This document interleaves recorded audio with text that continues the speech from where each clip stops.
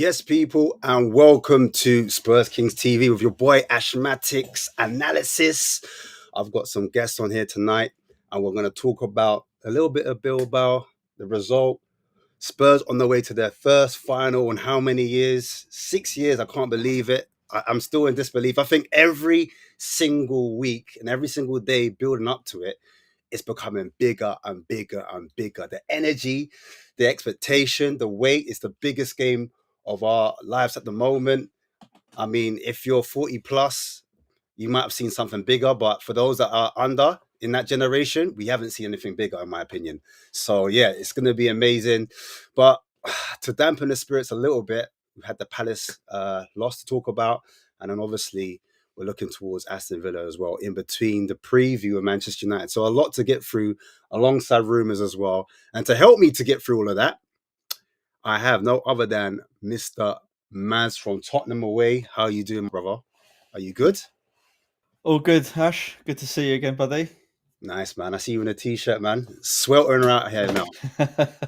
Now Oh, I've got a good. good airflow in my little box room, so I it's all hear it. good. I hear it. I hear it. So you're not like me stinking up the gaff. All right. We've also got Sim. Sim no phone. Sim Come only. on. Big up. We are. Pleasure to be on here. How you doing, my bro? You good? Yeah, look, gearing up to that big day in Bilbao. You're absolutely right, Ash. It's massive. It is absolutely massive. It couldn't get any bigger. Look, the reality is this could be the biggest trophy in my lifetime. That is the reality. And, you know, what people want to say about this and that should be the sole focus. And it is massive, massive game next week. Yeah, it will be the sole focus of tonight's show. However, we do have to speak on a few things. It's been a whole week because obviously there was the semi final that happened, and I just want to get Maz's thoughts first about that game.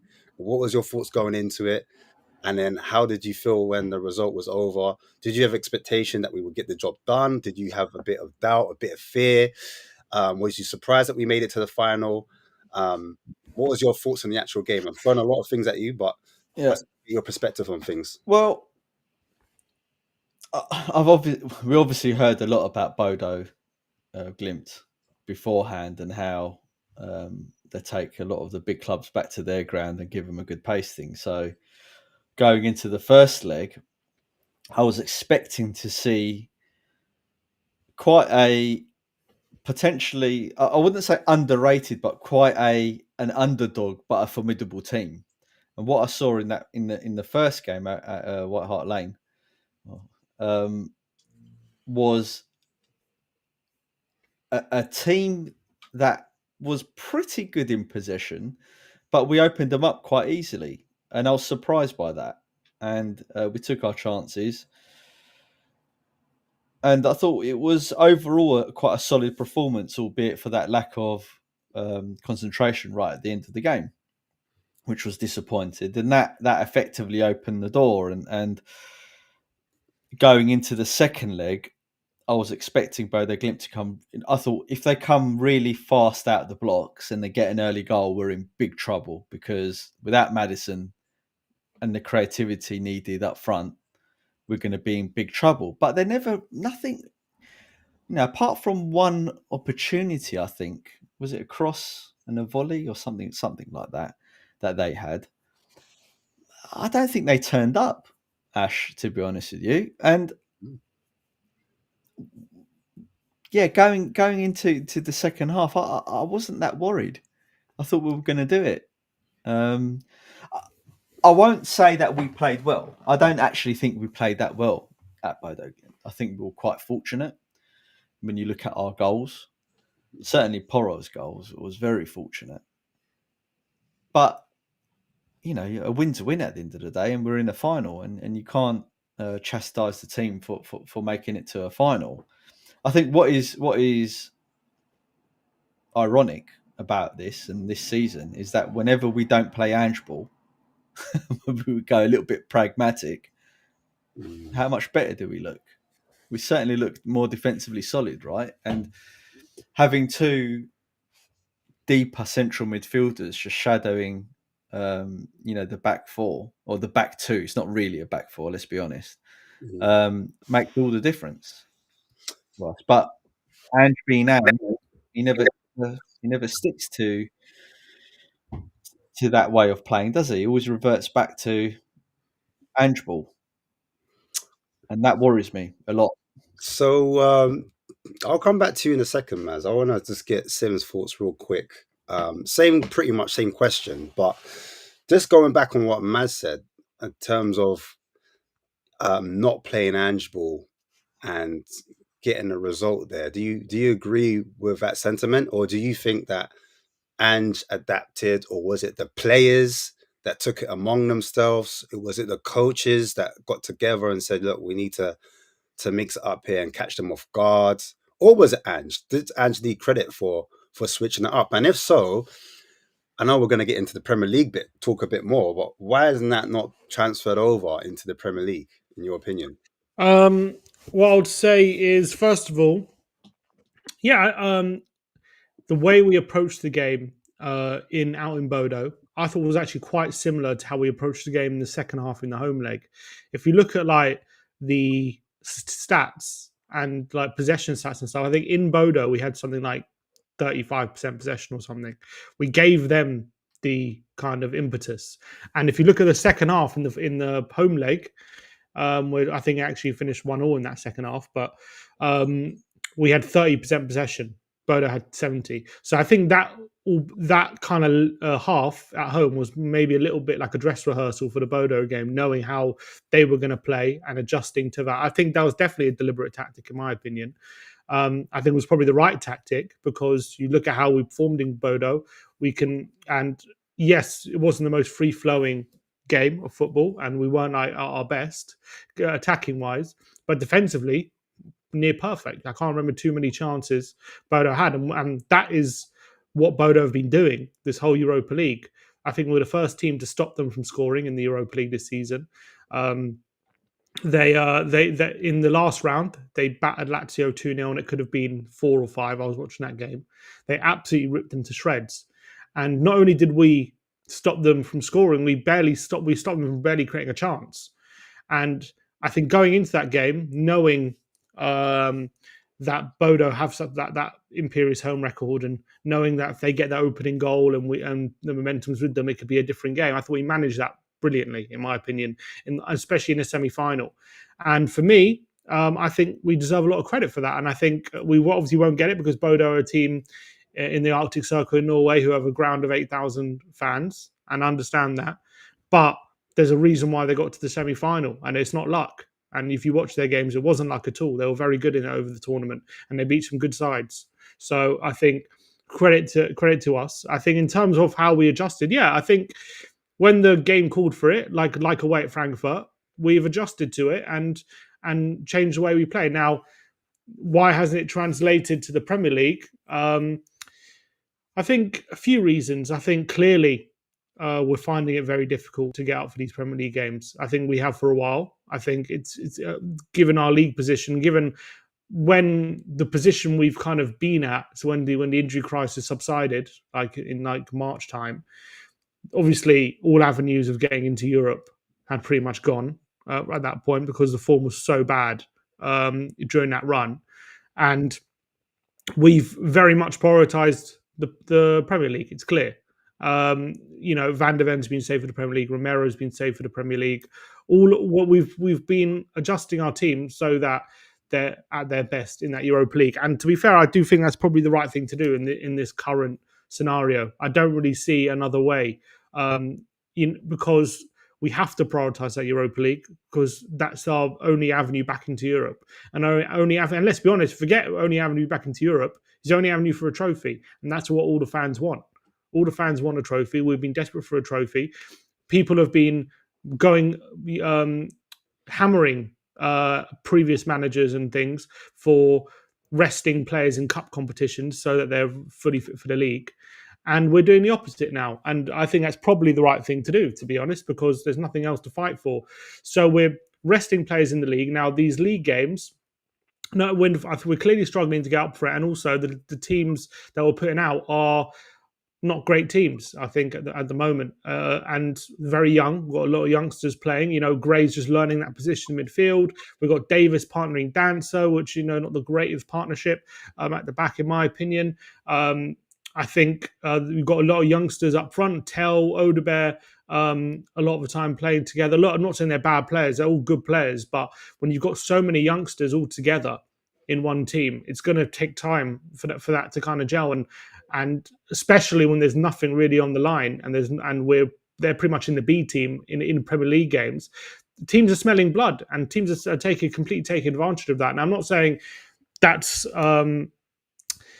that is a good thing or an acceptable thing in terms of how we want our club to be represented in these games, and in terms of managers kind of basically saying who gives a crap out of these games at the moment. We've got these Europa League. I don't like it. I think these games, these performances are painful to watch, and these results, worst results we've ever seen in the Premier League. But at the moment, I think he's got to stay the course, and he's got to put all those eggs in that Europa League basket, because right now we've got no choice. Cool. Before Maz comes back in, I have to bring up my co-host. Marlon. Apologies. Big up. He's busy on the away duties, taking away fares. But it's cool, man. Listen, Maz, you heard what he said. And I mean, I don't know if he answered about the whole, was it the players? Was it Ange? Was it the coaching staff? It was Ange. I answered because I said they did the same thing in the home game. Like, So it was Ange. Okay, cool. Yeah, So, for sure. Maz, do you agree with? Let's get straight into it, man. Talking about Crystal Palace, about rotate. Because first of all, before you come in, there's the whole rotation thing. That's the biggest debate at the moment. Rotations. Should he have rotated so many players? Sorry, should he have made 8 changes? Compared to what Crystal Palace had. Crystal Palace didn't make any changes pretty much, and they've got a final before us. And then I guess the other question is about the youth, because the partnerships, was the partnerships right, having both Danso and Davies there? Was he right to play that? So was the squad selection right in the second place? And then also he mentioned about, again, as I said, the youngsters playing so many young players together, them having to get used to it. Like, what's your response to everything that Sim said, if I kind of generalize it? Well, I don't. Okay. I'm going to go with a broader point, and then I'll hone in a little bit on the specifics. If this was Ange, then why has he left it so late in the season to make necessary changes? I would say that after the horrendous form that we've had during the Premier League season, you would expect him to start tinkering and making quite dramatic changes to stem the flow of the losses and the bad performances. More specifically, certainly for Crystal Palace, a bit like what I said to you in the back room, Ash. I mean, for me, this is reminiscent of what he done in the pre-season when he played all the kids, when really he should have been focusing a lot more on the first team. Now, I understand that certain players were away and they came back at different times, but he was very late in the day of getting our first 11 up to match fitness. We kick-started the season and he was still introducing players back into that team. And I get the same gut feeling now he's gearing up for that final in Bilbao, because I would have thought that Romero and Van der Ven certainly need more minutes together. I think the stats that I've gathered from various different shows that I've listened to during my workday is that Romero's only played 44% of the games this season, and Van der Ven's played something like 28%. And together, combined, they've only played 35% of the games this season. So that means only 1/3 of our games has our primary back two centre backs play together. Now, I would expect that now that back five is all fit and playing, they need as much game time as possible, considering that there's quite a big gap from now until the final. Now, I'm not suggesting that he has to play them a full 90 minutes and then potentially risk them getting injured, but at least give them 60, 70 minutes and take them off, or half. If things are going well, then take them off. But to play players that no matter what they do, they're not going to get into that starting 11 in Bilbao, I think you're on a downer, right? And we saw that against Crystal Palace. As soon as there's trouble, their heads drop. Spence, prime example of that. To me, he didn't look like he wanted to be on that pitch. It didn't look bothered to me. When you judge Spence on what he was like when he first came into that team, and let's be honest, he only came into the team because of injuries, not because Ange really wanted him in there. He's regressed. He had let's say half a dozen good games, then the latter half a dozen, his levels have dropped. Now, is making 8 changes to the team a good idea? No, I mean, we learnt that when we played Fulham, right? He made 8 changes to the first team and we got knocked out in his first season straight away. He makes 8 changes against Crystal Palace, right? And we lose. And Crystal Palace didn't think, oh no, we've got a cup final coming up. Let's rest all our players. He stuck out. He's basically his first 11, right? Why is it any more important for them who never win anything? And this is more important for us. It shouldn't be. It's equal of importance. So to look, I understand Sim's logic, and I do agree with most of what Sim said. But part of me thinks he's mismanaged it from the get-go already. Now we're in the final. I mean, just quickly on Crystal Palace, they didn't play midweek, so they had a free week to we can play Thursday to Sunday, right? Yeah, but Sim, we weren't complaining about that when Pochettino was in the Champions League every season, and we were battering teams left, right, and centre, were we? You don't see Arsenal. Well, actually, you do. Maybe Arsenal's a bad example. You don't see other top teams that are in Europe and doing well complaining that they're playing twice in a week. I mean, I don't buy that, and the reason why I don't buy that, and I always say this, is that Ange had the opportunity now for 4 windows to configure that squad for success, and he's failed. He hasn't configured the squad for success. We could win the Europa League. That's success, isn't it? Well, let's win it first, and then we can have the conversation. Right, but we're in the final. We're in the final, though. Let's win it first, and then we can have that conversation, right? Whether it's but fine. Then wait till we lose it to say he's failed. If that's the argument. He has failed, right? Even if he wins it, would you really want him to stay on as Tottenham Hotspur manager? But I'm talking about. You said success. Has he not had success? My definition of success is look. We're going into the realms of is winning the cup gonna magically make everything better? Which I'm happy. No, it's not about that. Would you not say our massive failure to win trophies has been a failure, and success beforehand was based around trophies? Is that not a fair statement? My definition of success is winning trophies for sure. All right, okay, there you go. And historically, that is Tottenham Hotspur's measurement of success. It's not Daniel Levy's measurement of success, clearly.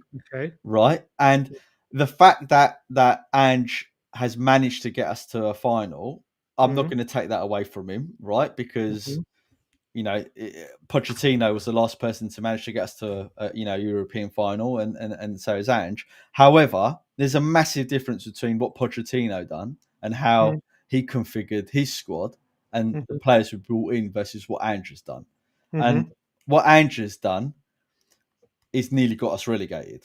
That's what he's really done. So I can't wipe the league form out of the equation. Don't get me wrong. I'm going to be celebrating if we win it, 100%. I'll be on the high street. I'll see you there, Sim. Right? But I do not want Ange Postecoglou even thinking about staying at Spurs. because if we go into the next season with Ange, no one on this panel can guarantee that we won't get relegated. I can guarantee you, we're not going to get relegated. But at the start of the season, where did We're you not predict we were going to finish? And Don't let me go back to your videos and check. I think I said. I think we said if we're going to finish fourth. I think. Right, and we're 17th. Okay, Yeah. so And we might win the Europa League. yeah, We're in but a that's not a final. mitigation for the league. Yeah, It's not a mitigation, but it can't be. That would be our first major European trophy in 40 years, yeah, and but also our okay, first trophy in what- 16 years, 17 years.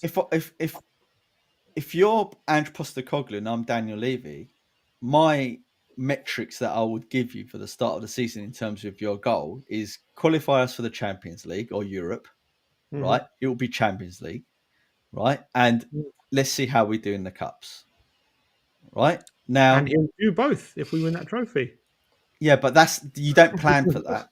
You don't say, oh, make sure you win me the Europa because we get both, and don't worry about the league, right? And if you judge him by those metrics, can I ask you a he's question, failed. Maz? Can I ask you a question? If I had a button in front of me, and if you press this button, we are out of the Europa League final, but we are in fifth place in the league. Would you press that button?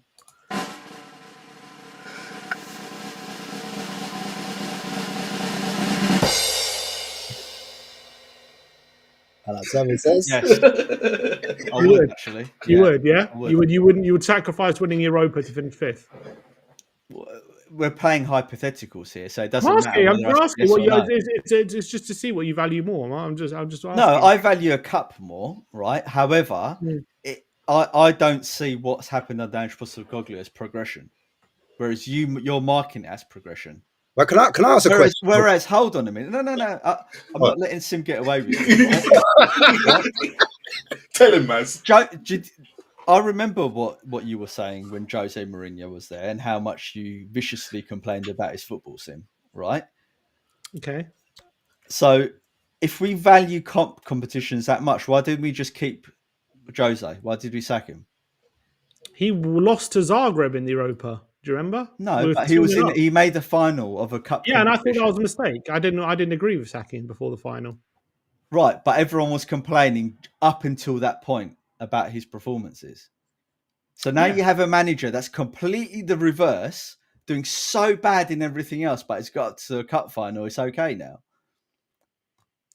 No, I'm not saying it's. So it's not okay then. So your hypothetical thing about pressing the magic button to swap the things.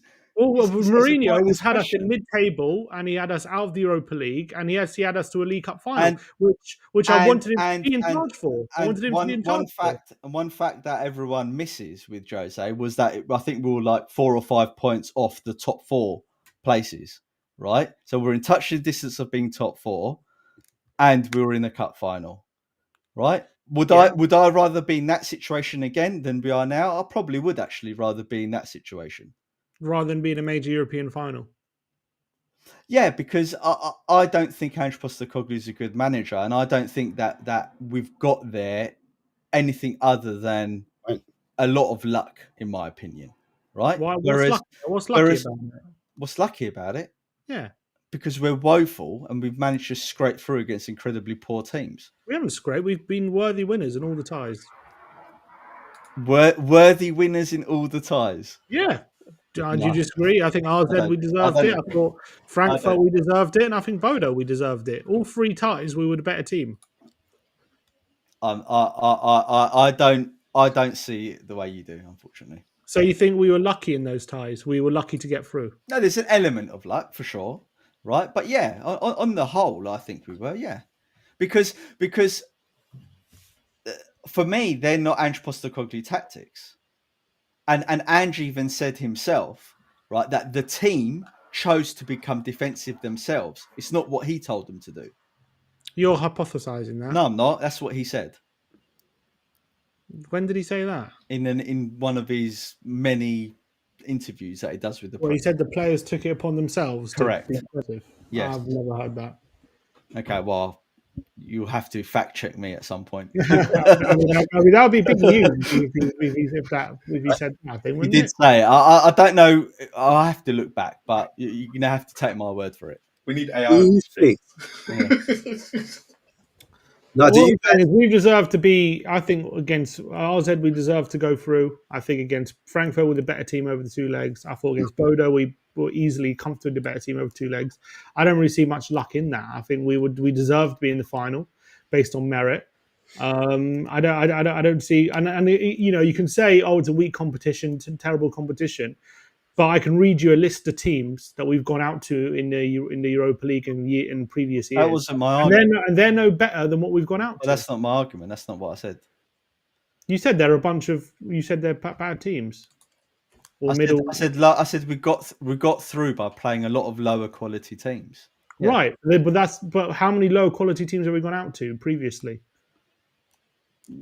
Yes, they're one-off games, but that's not an. But that's the That's team we not an support. indicative. That's not when you look at Conte, when you look at Jose, when you look at Poch, and you're going to start plucking out times we went out in the various cups with them, right? Yeah. That's our history. That's not. Yeah, that's not a reflection of necessarily of the whole team and Pochettino, right? Because those managers were massively successful, right? This manager has been our worst manager in our history, right? And you're saying that he wins Europa, times that we've lost in the past with much better managers. I don't see how that's relevant to the point I'm making. You're saying my point is, you're saying we just get through against lower quality teams as if it's so easy, as if anyone could do it, as if like we've always done it, like it's not an achievement. Whereas every manager who's been at this football club underachieves in these competitions and goes out to teams similar quality to what we've gone out to. Zagreb, after being 2-0 up, Ghent, Pochettino's best team, and we were our best. Went out to Ghent in the Europa League. Ghent. Yeah, but we went out to Basel. We've been out to so many bad teams. Conte lost to Mura. Like this happens in Europe, and being able to find a way to get us to a European final. And so how do you explain one day Ramos then? One day Ramos, yeah, he was a good manager. Oh, he was a good manager. Oh, right. Okay. He won Europa League with Sevilla a couple of times. Okay. But we were great in that. Just like a lot of managers, when they come to the Premier League, right, it separates the men from the boys, and certainly Tottenham Hotspur separates the men from the boys, right, in how we operate. And when you look at Ange Postecoglou's records, and there's no point us rehashing the records, we all know the stats of how bad everything's been. To suggest that by him winning this cup erases all of really bad 2 years. Right, and him assembling one of the worst Tottenham teams I've seen in a very long time, right, I think is not something that I can get on board with. Okay, but on the if you're taking a bigger picture approach, let's say we win it in Bilbao, with 2 years in the job, he would have finished fifth in his first season after losing Kane on the eve of the season, and in his second season, he never had Kane. Right, he lost Kane on the eve of the season. He was during pre-season. In the last pre-season game, he was there and he scored 4 goals. He knew when he was coming into Tottenham Hotspur that Kane was going to leave, and there's a high probability that it was going to be sold. Right. Okay, so the club lost. And he had an opportunity at that point, right? He had 4 windows to rectify that situation, and what he did was sign Manor Solomon. What's his? Solanke. Solanke, Odegaard. right? Werner twice, Odegaard. I think the signings, aside from Van der Ven and Madison, right, and I think they've been woeful. Right? Okay, and I can't accept that a manager that has an opportunity to configure the squad and have nearly 400 odd million pounds spent with him. All right, over 4 windows, can assemble such a weak squad as what we have now.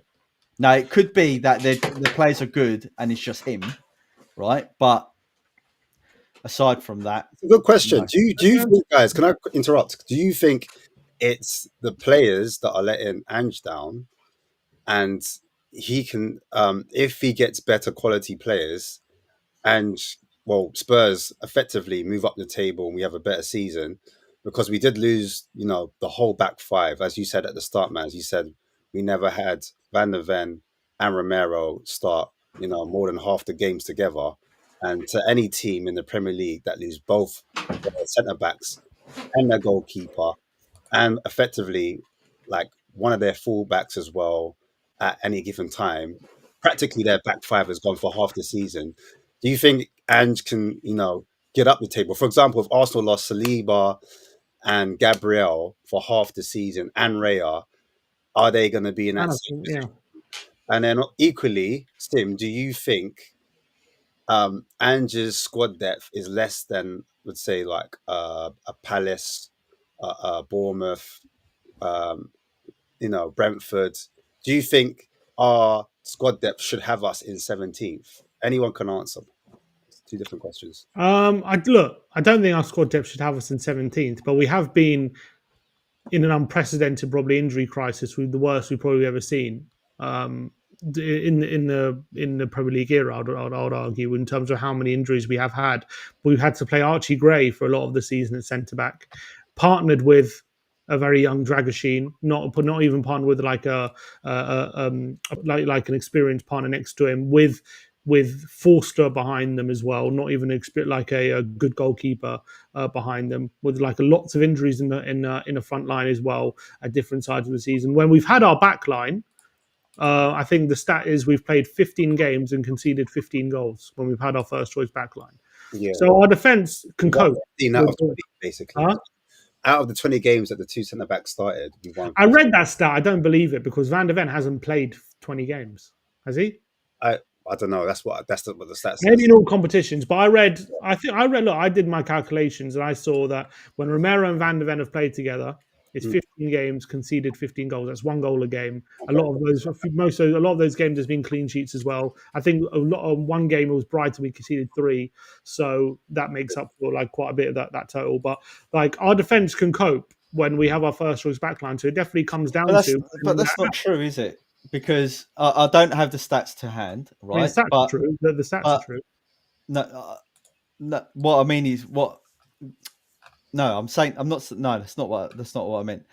It's not true in the sense that our defense can cope, because when we've had Van der Ven and Romero, when you take into account post those 10 games from last season until now, we've had Andrew's record is horrendous, even with them in the team. Talking about goals conceded, right? But goals conceded is one thing, and how many games we lose is another, right? Mm.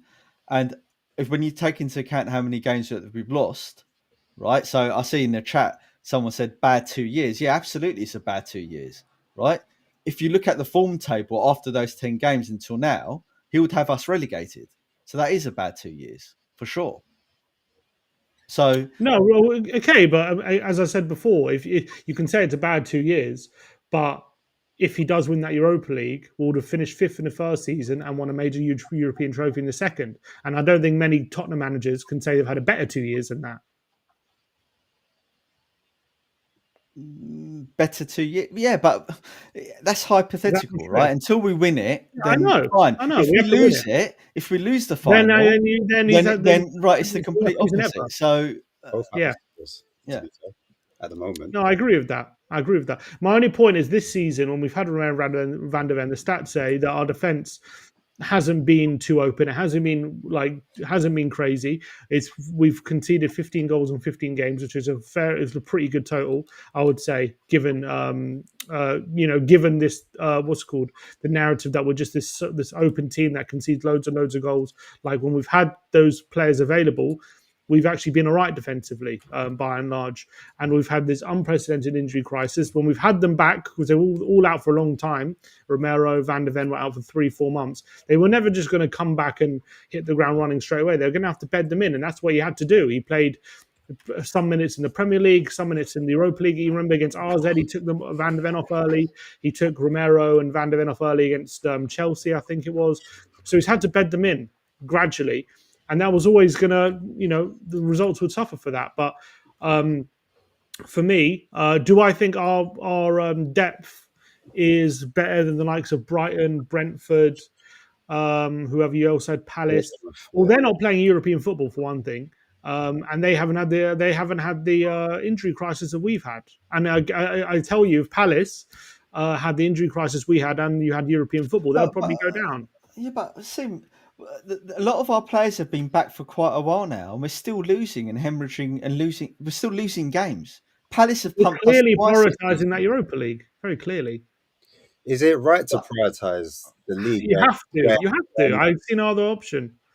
When basically, I read somewhere that if we were to win if we were to win our next two games, I'm not saying we are, but if we was to win our next two games and we were to move up the table, we could potentially make 17 million, which would go towards our transfer kitty.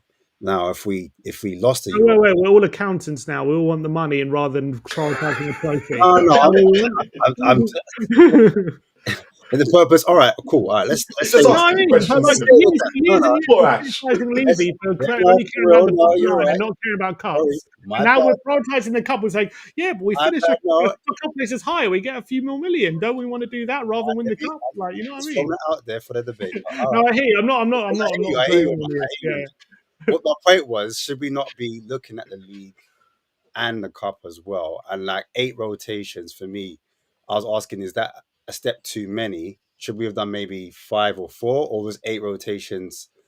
Was that right in your opinion? I think it's 100% right. It's 100% right. All eggs have to be in that Europa League basket. Do we not, us fans, want that trophy? Is that not what we all should be looking at? What do we really care as fans? Maybe as a club, it's different. Maybe so if Ange plays against Villa and he starts to play, he said he's going to play a stronger team. Mm-hmm. Are you looking at Ange sideways for playing that stronger team then? Am I looking him sideways? Look. If whatever way he wants to prioritise that Europa, then I'm fine with it. But clearly, after coming back from Bodo very early in the morning on Friday, right, and we got a game on Sunday against Crystal Palace, and we played on that artificial pitch, which can cause injuries and stuff like that. He made a decision. He had to make a lot of changes. Now, obviously, it'll be good probably to get a bit of game time into some of the players on Friday in the lead up to the game. If he makes that decision, that's fine. But for me, the priority has to, whatever it is, whatever he thinks is best, that priority has to be for that Europa League game. That has to be the main focus, because there's no difference in my mind, maybe in the club's mind, but in my mind, if we finish 17th or 15th or whatever, I don't really care, right? It doesn't make a difference to me, right? We can finish 17th as long as we win that Europa League. That is all I care about. And if it means he has to make 10 changes, make the 10 changes. Make sure you win that final. You just on a quick one though. Everyone's making a point saying it was 8 changes from the Europa League game, but actually, when you compare it to the West Ham game, this game before, it's only 4. Sorry, only 4. So when you compare it to the West Ham game, so let's take Bodo out of the equation, because everyone's saying 8 changes. But however, if you look at the West Ham game last week and then look at the Palace game, it was only realistically 4 changes from one Premier League game to another. And that was because Kingsley came in, Porro came in, Bentancur came in, and who's missing? Someone's missing. But Richarlison obviously came out. So there weren't actually that many changes from one league game to the next. But that's because we rested players in that West Ham game. Yeah. So I think a lot of people are looking at it going, there's so many changes, but there actually wasn't when you look at it, because... Oh, should he have got... So it's a lot of changes from our first choice 11. First choice 11, but he'd made them changes last week, and no one really complained against West Ham because they got the draw, they got the result. Yeah, I guess we didn't lose. Yeah, and we didn't lose. But then when we come back, and obviously, I do take Sim's point, when you play on an artificial pitch and then going to play on a grass pitch, and there's 3 or 4 days between, it can be difficult. A lot of us, if we're looking at it, go, Ange's record with players at the moment is not great when it comes to injuries. It's not the best. Most people have blamed him. So Romero and Van de Ven have missed a lot of games this season. I think he's going to wrap them up in cotton wool as much as he can compared to any other season. Because Mickey Van de Ven has missed 30 games this year or something ridiculous like that. But then the counter argument, Marlon, is that they need to be sharp, right, for the final. But they played Thursday. But the likelihood is when we play Villa this week, if you're on that argument, and I do agree, because there was parts where he was playing them for 60 minutes and before he was playing in the Europa League, but to make them both come back 3 days later, probably wasn't the best idea to go and then play them both on the Sunday. Where on Villa, if they've got that game moved, I'm expecting to see both of them, and I agree, to have some minutes to make sure they're not going into that final cold. Yeah. So I was going to say, do you think, this is Marlon's question, by the way, because we worked so long together, I just know what he's thinking. And his question is basically, can Ange next season manage the 2 games a week that he's been complaining about with the injuries that he had to deal with? Can he manage the squad for next season? He's going to have 2 games a week. Will he be able to deal with that a bit better next season?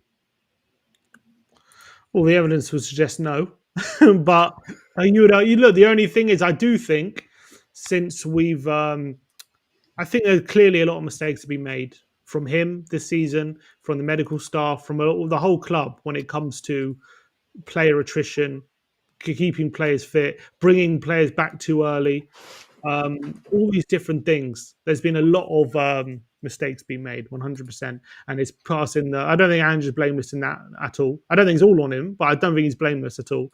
He deserves criticism for how we've. He deserves a lot of criticism for how we've had the amount of injuries that we have, and that Chelsea game. That a lot of it was down to him. What happened? But I think obviously there's been problems with the medical staff for many, many years at this football club as well. So there's many, many problems, and we do need to learn from this season. Mm-hmm. But I would just hope that they've learned those lessons, and it's not just going to be. I do think since obviously they've all come back in March, I think Ange's done a lot better of a job keeping them fit, making sure they're playing at a top level for the big games that we needed them for. And I think I don't think we've had too many muscle injuries in that time. Correct me if I'm wrong. I think I can't remember since they've all come back in like February, March time. I don't think there's been that many muscle injuries like we had earlier in the season. So I think he is doing a better job managing these players in that sense after all the mistakes that have been made. But he's going to have to do it. He's going to have to prove he can do it over a whole season. And at the moment, there's no evidence that he's capable of doing it. The only thing is, has he shown he can learn from his mistakes and from that point of view and adjust what he's wants to do? He said it himself that he's made a lot of mistakes, and you're going to have to adjust the approach. So when you say mistakes, are we talking about? All right, injuries aside, because that's one thing. Everyone talks about the medical department, whatnot, that needs to be upgraded, and et cetera, et cetera. But what do you think about tactically? Because a lot has been made about the high line, and I've said on this show that I think the high line is not as aggressive as it once was compared to like how it was last season. I think we have the 6th highest line in the league. So he has adjusted in that manner. The fullbacks, both of them used to invert. Now it's only one of them, from what I can see at a time. However, in terms of our pressing structure, when we go to press, and I feel like Maz wants to come in here, maybe correct me or disagree with what I just said. In terms of pressing, from what I saw against Palace, we did the watch along together, Sim. And I saw Jed Spence. Now, a lot of people were trying to skin Jed Spence alive. They were having a go at Archie Gray, saying he's no good in the midfield. He's too young. He's done. I've set Marlon up. And also, you're looking at Sarr playing in the 10. Why did Ange put Sarr? He doesn't profile as in that position. It doesn't make any sense. Why would you put him there? Do you think we are going to change tactically? Because I saw whether it's Spence jumping or your doggy jumping, it's always going to be a player in fullback trying to press their fullback. And the distance for me is far too great. And that's the reason why Spence looks so exposed. And then you see Bentancur trying to play fullback to cover him, but he hasn't got the legs to keep up with a Muniz, in my opinion. And he's got the run of him because Bentancur's positioning is all wrong. And because we're playing that high line, that's where we get caught up. Anyone could jump in. Will we change tactically? Has Ange really learned? Has he really adapted? Maz, I'll let you go You first. said quite a lot there, Ash. So I've sort of like, as It you were usually going does, on, Maz. I sort of like I said. switched off because I'm like, Forget what I all said. this Ange propaganda was Will Ange adapt? Has he adapt for next season? If he is to be here, hypothetically next season, we were to win the cup, and all the I, fans were crazy. We can't sack him. We can't. Would he have adapted for next season? so look, on the inverted thing, I do agree. On some games, there seems to be one player will invert and the other one will stay back, but that doesn't always happen. There's been plenty of games where both of them still invert. The major problem that I see with the fullbacks inverting is when we try and play out from the back, when Vicaria's got the ball and is distributing it to, I don't know, whatever defender's not injured at the time, right? We don't give the options like we used to. The two central fullbacks go wide, right? So it gives an angle to the goalkeeper to distribute the ball, right? It then gets played between the two central defenders, right? And then if we get caught out, our fullbacks then are left to run back to cover. And that's, for me, is the major problem with the inverted side when we're playing out at the back. Further up the pitch, when we get caught, all of the attacks this season, probably about 80-90%, are always down the flanks. Now, if it's the case that only one of them is always inverting, then we shouldn't have as major of a problem down the flanks as we have done, but we do every single time. So I think they are still inverting, maybe not as dramatic as in the first season, but I don't have anything to quantify that. But that's what my memory and gut is telling me. Another major problem with the inverted fullbacks is how narrow we are. So before Ange came to Spurs, everyone was saying how fast attacking, free flowing, relentless football Ange's wingers like to hug the touchline and take on their man and do whatever, and none of that is materialized, and we're such a narrow team, and when we don't have a playmaker like Maddison in the team, we don't create anything. We do the same move over and over again. Someone goes down the edge of the box. So are you worried about the Europa League final then without Maddison? Because Maddison won't be there. Well, where's our creativity coming from? It's certainly not going to be Kulu, because Kulu's come back and he's awful. And he's like can hardly move. Onana's got creativity, mate. Yeah, it's true. Yeah, anything can happen with him. But sorry, I was just talking about the inverted thing. So we're really narrow as a team, right? And that goes on to my next point, where you're talking about Bentancur being out of position. Yeah, because we have no midfield, right? And you're leaving it to one player to effectively shadow the two defenders that are exposed constantly in our formation. The defensive midfielder never works. It never works because the fullbacks are further up the pitch and in the wrong position. Bentancur then isn't in the right position because he has to make himself available to receive the ball from one of the defenders if it gets to him. And then if the ball does reach the midfield, he's getting pressed instantly by the opposition because they know how we play, and they're hoping that they do dispossess Bentancur or one of the players that receive at midfield, and they can spring their attacks. And that's been on repeat the whole season. So I'm not seeing a massive adaptation in tactics.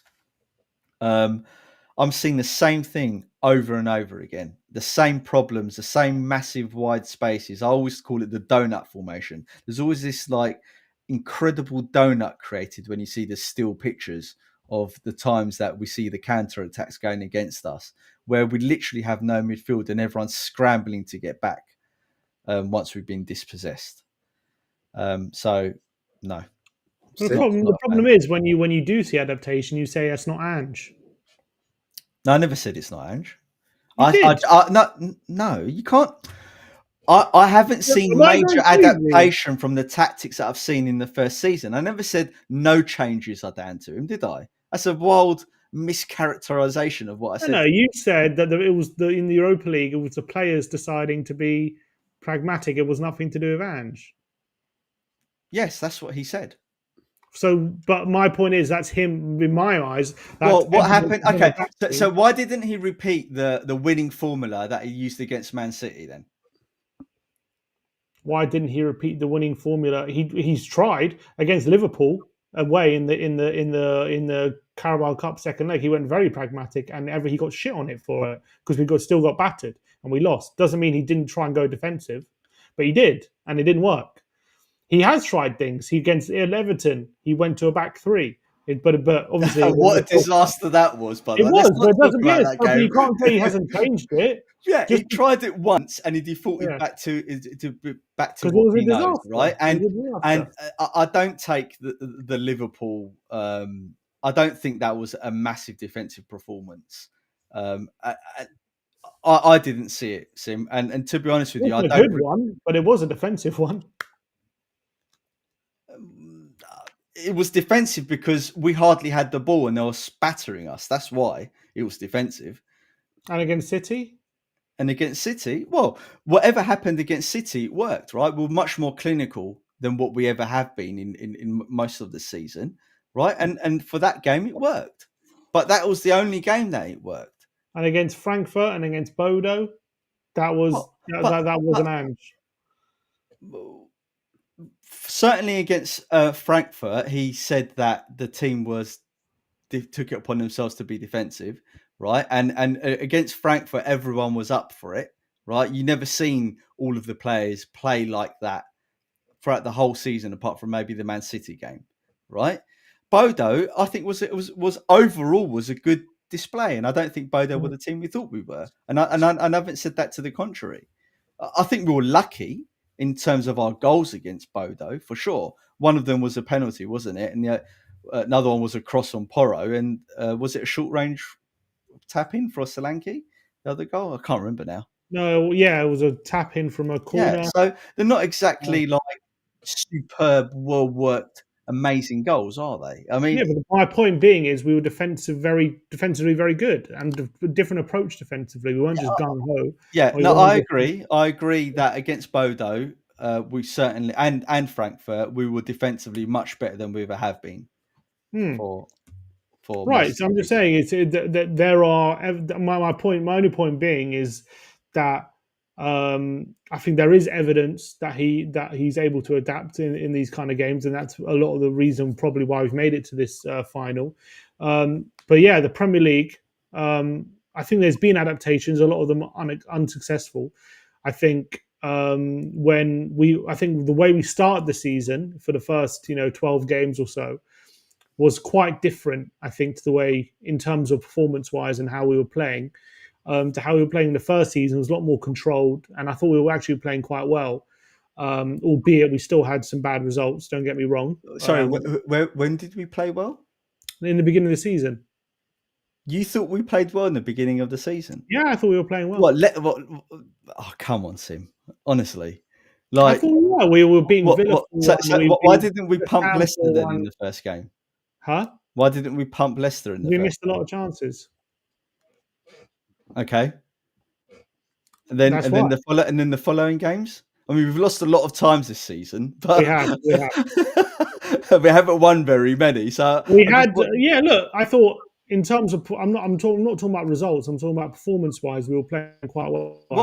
Okay. I would love to know what performances you thought we played really well. Villa. He thought Villa was a good performance. Villa, West Ham, for second me, half. West Ham, Man City. Man City and Villa for me are the only games where I thought, and Frankfurt, I would. What about Man United away? Man United away were very good. We had very good fortunes against all three of those Man United ties. We blew them away in that game at the Old Trafford. We blew them away. So wait, hold on. I want to talk about so many things about the lineup. What you lot think it should some play, but Maz, do you think Man U? What do you reckon we could beat Man U, or like what's your thoughts going into the game? Are you worried? I'm Man U, a bit like Tottenham. Certainly, in the latter half of their campaign are a very different prospect to what we've seen in the league. They've pumped various teams by quite a few goals. Their midfield is far superior to ours. Their attack is far superior to ours. Their defense is a bit rubbish, a bit like ours. Onana's a terrible goalkeeper. So there's aspects that I think are favourable to us, but I think our biggest problem is our creativity in our midfield, and I'm trying not to sound so negative towards it. That it's just like that, but You're doing a great job, Maz. Don't worry. It's like how you see it, and so if you think it's look. Basuma, awful season. Sarr, awful season. Bentancur, I feel sorry for Bentancur, but he's not had a great season, right? Our front three, awful. Solanke's been rubbish. The front, the forward left attacking options have been woeful. Son has been woeful. Tell, I think, is worse than Werner at this stage, right? Johnson, the good thing I can say about Johnson is he's brilliant at tap-ins. Thank God he's great at tap-ins because we need that. We need someone to score. So I'm not. For me, there's not a lot to be really positive about. And now with Maddison being out, and Maddison for me, he has been the shining light this season when he has played. Where's our creativity going to come from? Our patterns of play when we attack are woeful. We do the same thing over and over again, and none of our wide men can take on a man. So what have I got to be positive? I'm asking that question, and I'll come into some in a bit. But Maz, to stay with you, does Son start for you, knowing the season he had, and knowing that he's just come back from injury as well? We're in a kind of situation where 6 years ago, Kane, obviously he was out for a longer period of time. And then he got chosen over Lucas Moura that had scintillating form. Slightly different now because Son hasn't been out as long. But again, Son hasn't had the greatest of form. So do you go with a out of form Son and you play him because he's like one of our best finishers at the club?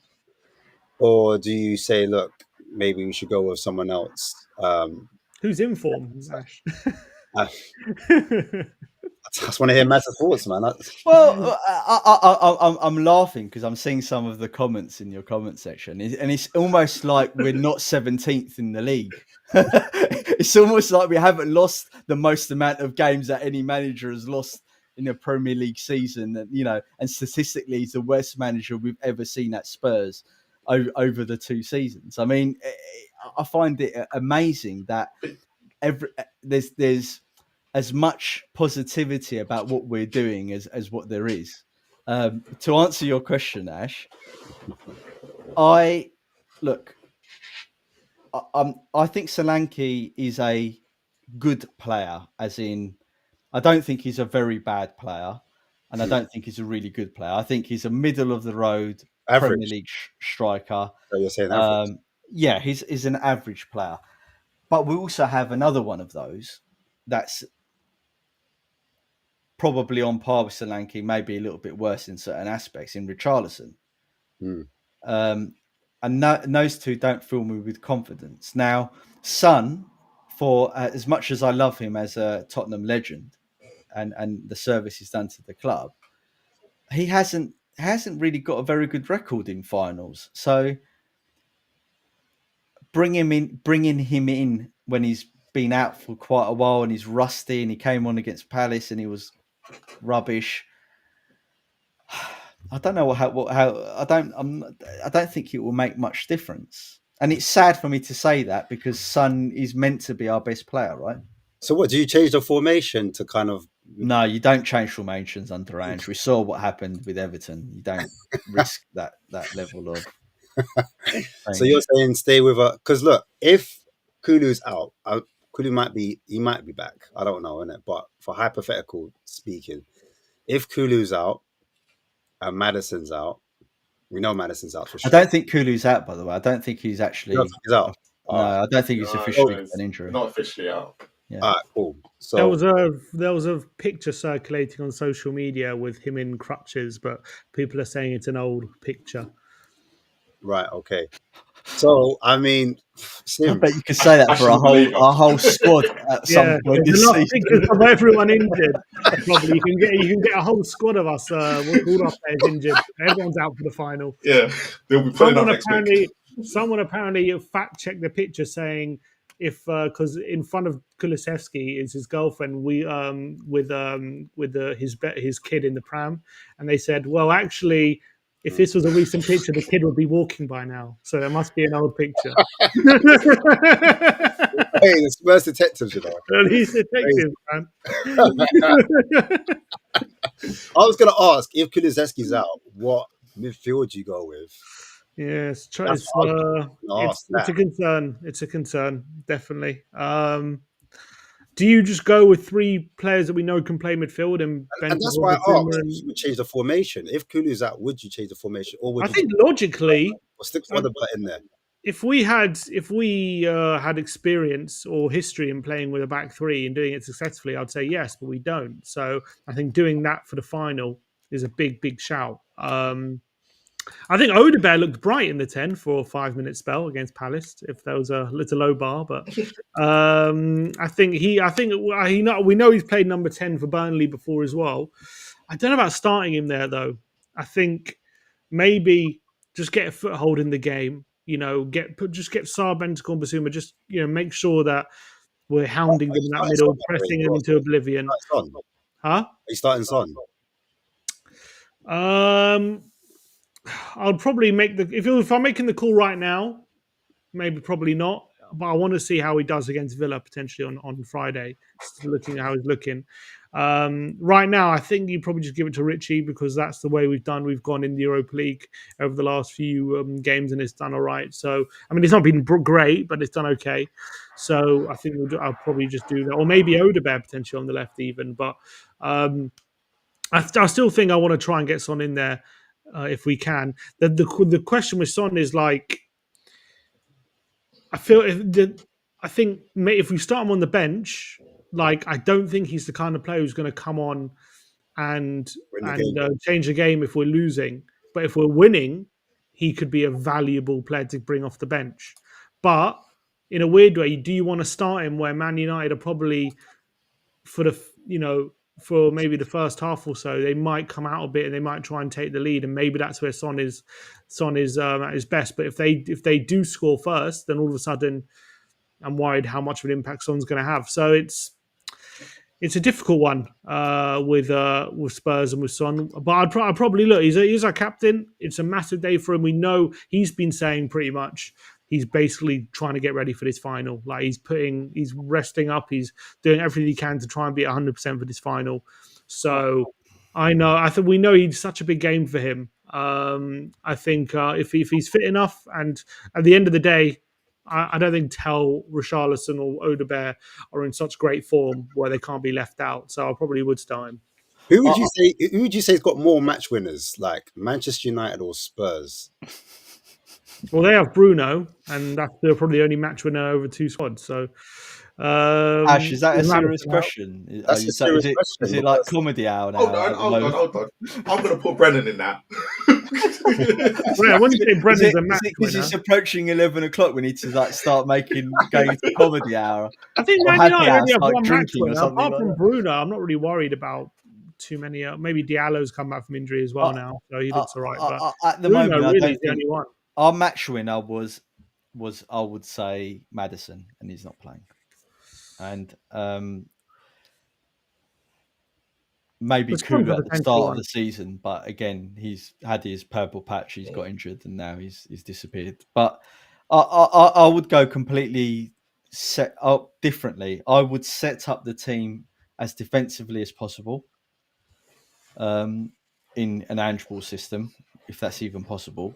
So I would go Bentancur, Basuma, Sa, and just say, you just sit back, play defensive, right, and then hit them on the counter. Would you not go after Casemiro though because of his legs? Because when you look at both both squads. I know we're sitting here and kind of a bit downer, but Man United are looking at their squad and probably thinking exactly the same thing that we are. No, but Man United have got such a far superior midfield and attack, though, Marlon. That's the difference, right? And we don't have any creativity. So the reason why I'm saying for us to be defensive is I've got more faith that we can spring a surprise attack being defensive, a bit like what we did against Man City. Counter-attack. Yeah, counter-attack, Mm-hmm. right? And hope that we can punish them that way. And conserve our energy. I think that is a more pragmatic way of approaching that game. If we go in and try and play our normal style and we ship a goal early on, how are we going to get it back? Who's going to create the chances for it to come back? It's not going to be Tell, because as I said, I think he's worse than Werner in my book, right? It's not going to be Odegaard. I can see something in him, but he's just not ready for Spurs.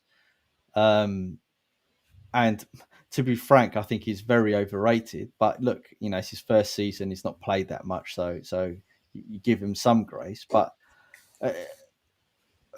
Johnson, okay, he can get into the right position and score a tap in, which is valuable for us. Solanke, I don't have much faith in Solanke creating anything. I mean, what has he honestly done? He's fine. He scored a couple of goals. He scored a couple of goals the last few games, but I don't think he's been fantastic. Let's be honest. I mean, it's difficult because we've got a lot of baggage as Spurs fans. We've gone from Defoe, Keane, Berbatov, Sheringham's, Klinsmann's, Kane's, Prime Sons, to bloody Solanke and Richarlison. It's so me trying to pretend that I've got loads of faith in Solanke and Richarlison to deliver the goods is just disingenuous. Well, from my point of view, anyway. I was going to ask, just to bring it back to Ange, just for a second. Is Ange walking, if we win the Europa, is him walking a pipe dream? Because everyone thinks that he's going to win the trophy and then walk off into the sunset, you know what I'm saying? And then God. No, but I'm just saying, is it, you don't think there's any scenario where Ange stays if he wins that trophy, and all the fans, not one. All the fans start to galvanize and say, "Oh my, you can't sack him now. You can't." So I give you the reason. Why I asked that is because when we beat Bildo Glint, I saw a lot of people that were Ange out all of a sudden say, "Oh my days." It doesn't matter about the fans. It's not about the fans. It's about, and I think Maz brought it up earlier, we're going to finish 17th or 16th in the league. It's about money. And there's only one man at the moment that's going to he's already made that decision. By the guys he's bringing back in Paratici, the new guy that's coming in, they don't want Ange. You can clearly see if we were to finish, it's about the league. The only reason why he's kept him here is because if I'm going to be open and honest, it's because there was no manager available at the time in the last few months that they could have gone and got. I think everyone went, "No, I'm not coming into this situation." So they've literally had to say, "We've got to give him to the end of the season." And it coincides that we've been doing well in the Europa League. But there's no way he's staying. There's no way Levy is keeping him and finishing him that low in the league, because the money and the comparisons and the income that we need will be the reason why he's gone. The Europa League is for us. It's not for the board. The league position's for the board. And what we spend and what we bring in. Does everyone agree with that? Yeah. Does everyone agree with what Marlon's just said? I think it's unlikely he stays, to be honest. Yeah, regardless, I think there's enough noise at the moment suggesting that whatever happens in Europa League, he's going to leave. Whether I think he should stay or not, I think if we were to win that Europa League, that for me, that would look. You obviously can't go through a whole season where you're finishing 17th, and if you don't win Europa League, you've got nothing to show for that. And in the end, there's no tangible success that you can kind of build on. But so now you admit it. No. But if we were to win that Europa League, then it all changes. Would have been Anyone no. judging Right, the so equivalent- you'd rather play like a Russian roulette type thing, 50-50, like, you know, go red or black type thing. What do you Like, mean? six. Well, it's a very high risk strategy, isn't it, for a club the size of Tottenham to hope that we get into a cup final to save our season, isn't it? That's the situation we're in. Yeah, But but like, well, we are in a cup and that final. is a woeful situation. Yeah, look, no, well, I mean, being in a European Cup final, I would never describe as a woeful situation. I think we need look. I think for me, if we was, So if we was to you win think it, that a club like Tottenham Hotspur, right, yeah, can every season can dispense with the league and hedge their bets on not every cup runs? season, but in a season when we've had record number of injuries and massive Clubs have had struggles, more we've had injuries than and us. a really squad. What? What about Brighton? They've had more injuries than us, and They haven't they're had like, European football. They haven't been playing. Haven't been playing twice a week with that injury crisis. And I don't know. I haven't looked at their injuries. I don't know who's been injured specifically, but it's a different scenario. I would argue. Like we've been playing with a very young team, a lot of inexperienced players with an injury crisis. Basically to every 3 days. Literally, they're out on their feet. They were. why hasn't it improved when the players have come back? Well, in the European final, is that not improvement? No, forget about that. Why hasn't it improved in the league? Because we've prioritised the European Europa Cup. Oh, so it's Angie's choice to destroy the league position. So he's gone to Levy and said, right, Daniel, I know it's 3.5 million per place in the league. Mm-hmm. Don't worry, mate. Lose 50 million and let's try and win the Europa. I think that's clear by his team selection. Come on, Sim. What is the likelihood that Daniel Levy signed that so off? crazy? Said, Have you not, okay, Ange. wait. Have you not? What do you think his team selection is suggesting? That he doesn't prioritise the Europa League? Well, I think. Go on. Sorry. No, go on, Ash. Go on. I was going to say, wasn't he like having a go at fans for throwing a game at Arsenal? Like, you know, We and want I to win thought- every game, don't we, Ash? Eh? yeah, We had no remember? other games then. What other game is he going to throw it for? No, but like I felt like last season there was other games where I thought he could have won, and then obviously it's got to that point. He never tries to go and lose games, but we No, have. of course not. But at the same time, I'm looking at this season now. All of a sudden, he's saying 2 games a week, and he's clearly prioritizing Europe over certain leagues. Because of the situation, if we hadn't had this injury crisis, if Romero and Van der Ven had been fit the whole season and been playing 2 games a week, I think they probably would be playing now. But it's a different situation. They've been recovering. He's had to manage them. A lot of these players he's had to manage. If Romero and Van der Ven were playing the season, I remember against Brighton, we got opened up with both of them in the team. I remember against Crystal Palace, There's they been were plenty both of games. Wolves as well. Crystal Palace away. Yeah, but the fact is, what's that got to do anything? Huh? Say again? What's the point? We're talking about priorities. Yeah, so my point was that like he had a go of us last season, you know, for throwing a game, and now he's more or less throwing the league for a cup. So I'm just saying it's a bit. The league was gone. This injury crisis killed our league season. It was gone. No. The league was killed. Hold on a minute, Ange. Okay, do you take the managers by their word, Sim? Depends. Not always. Oh, so there's potential that he's lying. So managers, there are definitely managers lie. Depending what look. So do you think sometimes they lie to integrity, protect then? players. Sometimes they lie. Do you think he's got integrity? I like to think so. Okay, because Ange.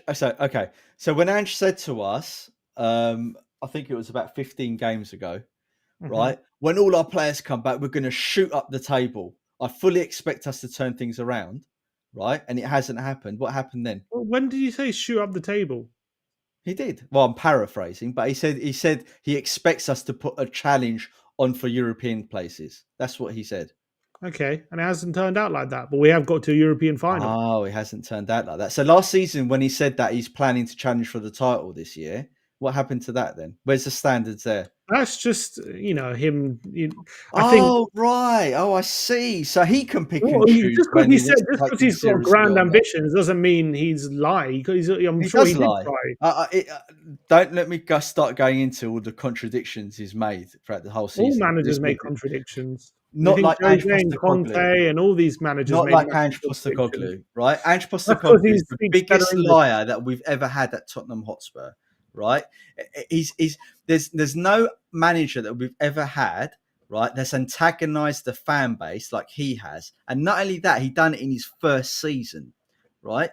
You're telling me that a Tottenham Hotspur manager and a man of 58 years old who's been in the game for 30 years, mate, or however long he's been in the game for, right? Yeah. When it's presented with a situation where our biggest rivals, Arsenal, are going to win the league, right? Mm-hmm. Regardless of what his personal goals are in terms of winning every game, he could have come out, pragmatically said, look, we know that this is an integral game of the season and that there's a lot riding on it, but we will always try our best, and batted the questions away.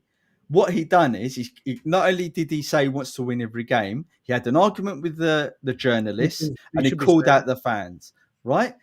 So you're telling me as a Tottenham fan that's the guy I'm going to trust, I mean, right? Where he's obviously questioning he's going to our try and win the ambitions. game. I don't know What about his ambitions, right?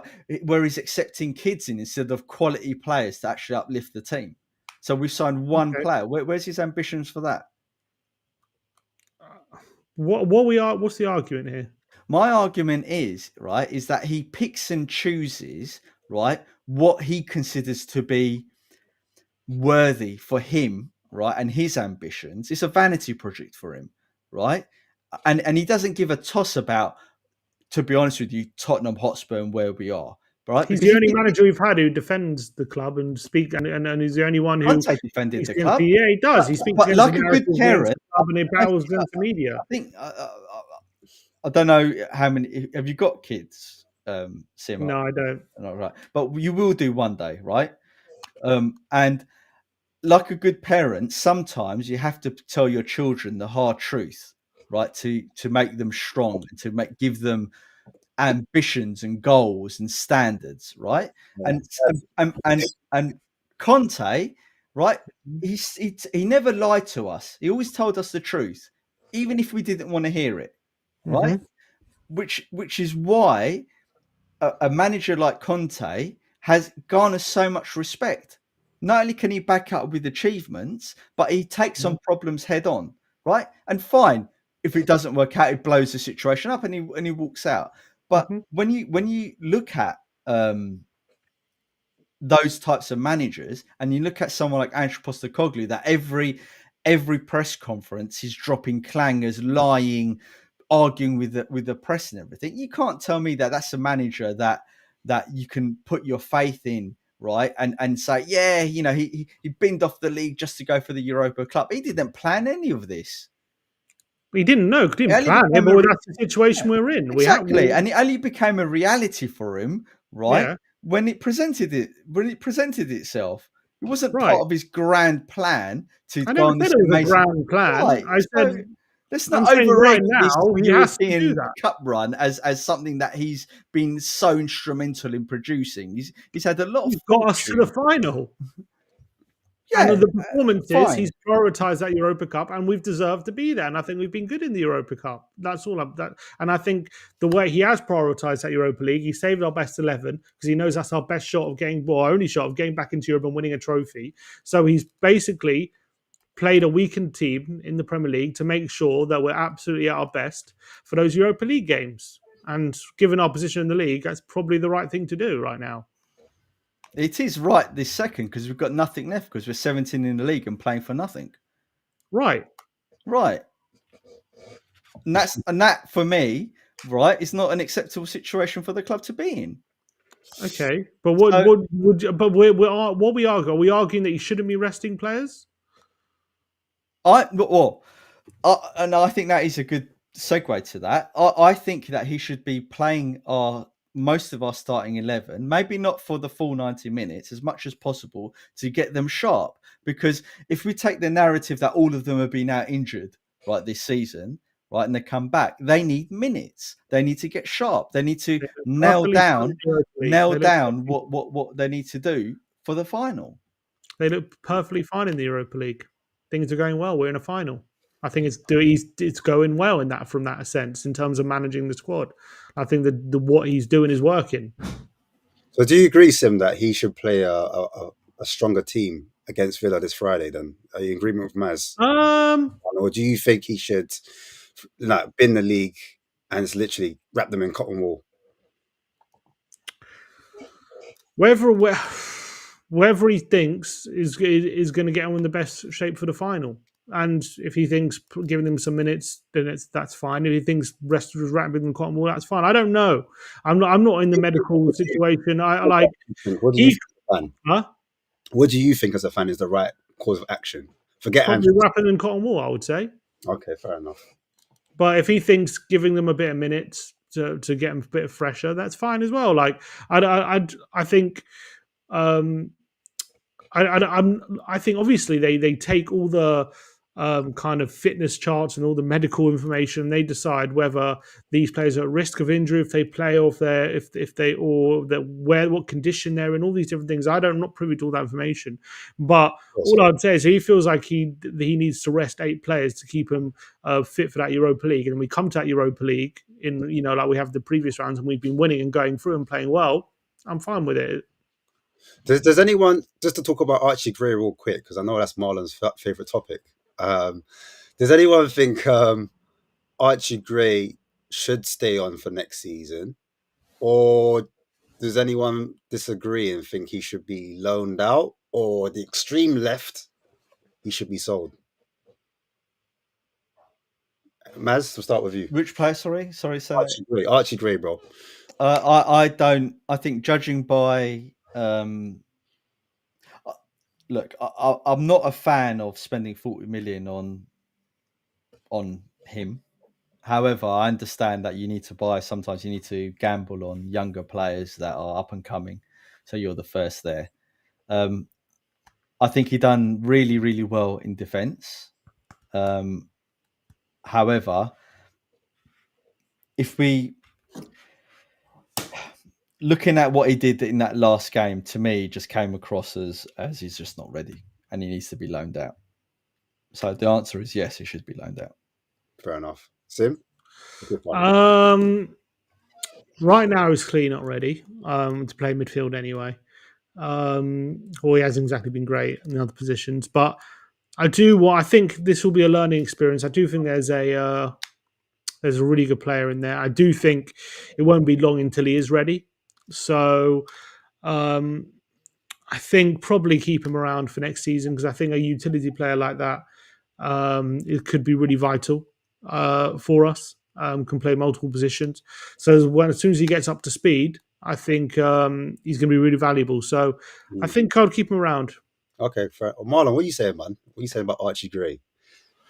It depends if we have got Europe next season or not. If we haven't got Europe, then there's no point in being here. He's got to go on loan. If he's in Europe, you say stay him, keep him. He's got to stay. If we're in Europe, he's got to stay. But is that not a midfield spot or option that someone else could take that has a bit more experience that could probably help us? But I'm looking at it, but going Asuma won't stay. I'm still looking at that scenario. Yeah. And so there's not even guaranteed that Bentancur will be here next season because his injury record's not been great. They both haven't been the best, and we need to improve in that position. So I'm just looking at it in that way. But he definitely needs to go on loan and he needs to go play DM. If he's gonna go on loan, he needs to play DM, not this right back, left back stuff that he's been playing for us and centre back. None of that. He's not good there either. So, but he needs to go and play there for a full season. I don't care who for, just needs to go and get that experience. Cool, man. Just quickly back on that Tell, because we spoke about real small, but I want to pick it back up, and I'll start with you, Sim. Tell, for you, does he deserve? Does he deserve that option where we purchase him? Like, what are your thoughts? Do we leave it? Do you say like Tell's not good enough for what we need, or where's your thoughts? Where do you land with Sim? It's a difficult one with Tell. I think he has been getting better since he's been playing more on the left and playing more on the wing, and I think there's been some improvement. But has it been enough to suggest that we should slap 60 million on him? Probably not. Is there enough from what you've seen from his time here and as well during his career to suggest there's a very, very talented player there who, if we... What if it was a 40 or 35 mil? Would you take it? Yeah, that's what I'm saying. I think if we can renegotiate that fee, I think that'll probably be worth doing. You've got to remember, he's still 19. He's still very young. And I think from what we've seen for a 19-year-old in the Premier League, it's not bad. I think he's definitely improved. I think given more game time, there's clearly a very talented player in there with a lot of potential, and is one who I think we could be regretting letting slip by if we don't take the chance to buy him. But I can't sit here and say we've seen 60 million worth of talent since he's come here. But again, he's come into a team, but especially when he first came, who was injury ravaged and he was playing out of position, and it wasn't a great situation. So you're saying in a better squad, or since he's come into more settled sides, he's looked better, and I think he's been improving a bit on the left wing. But again, he's been mainly playing in the B team as well a lot. So it's a difficult one, we'll tell. But I like him. I think we should try and renegotiate the price for him. Maz, tell.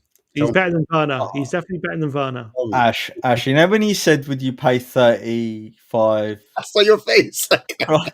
Are you doing it just to wind me up? Like, I've got the show, bro. Come on.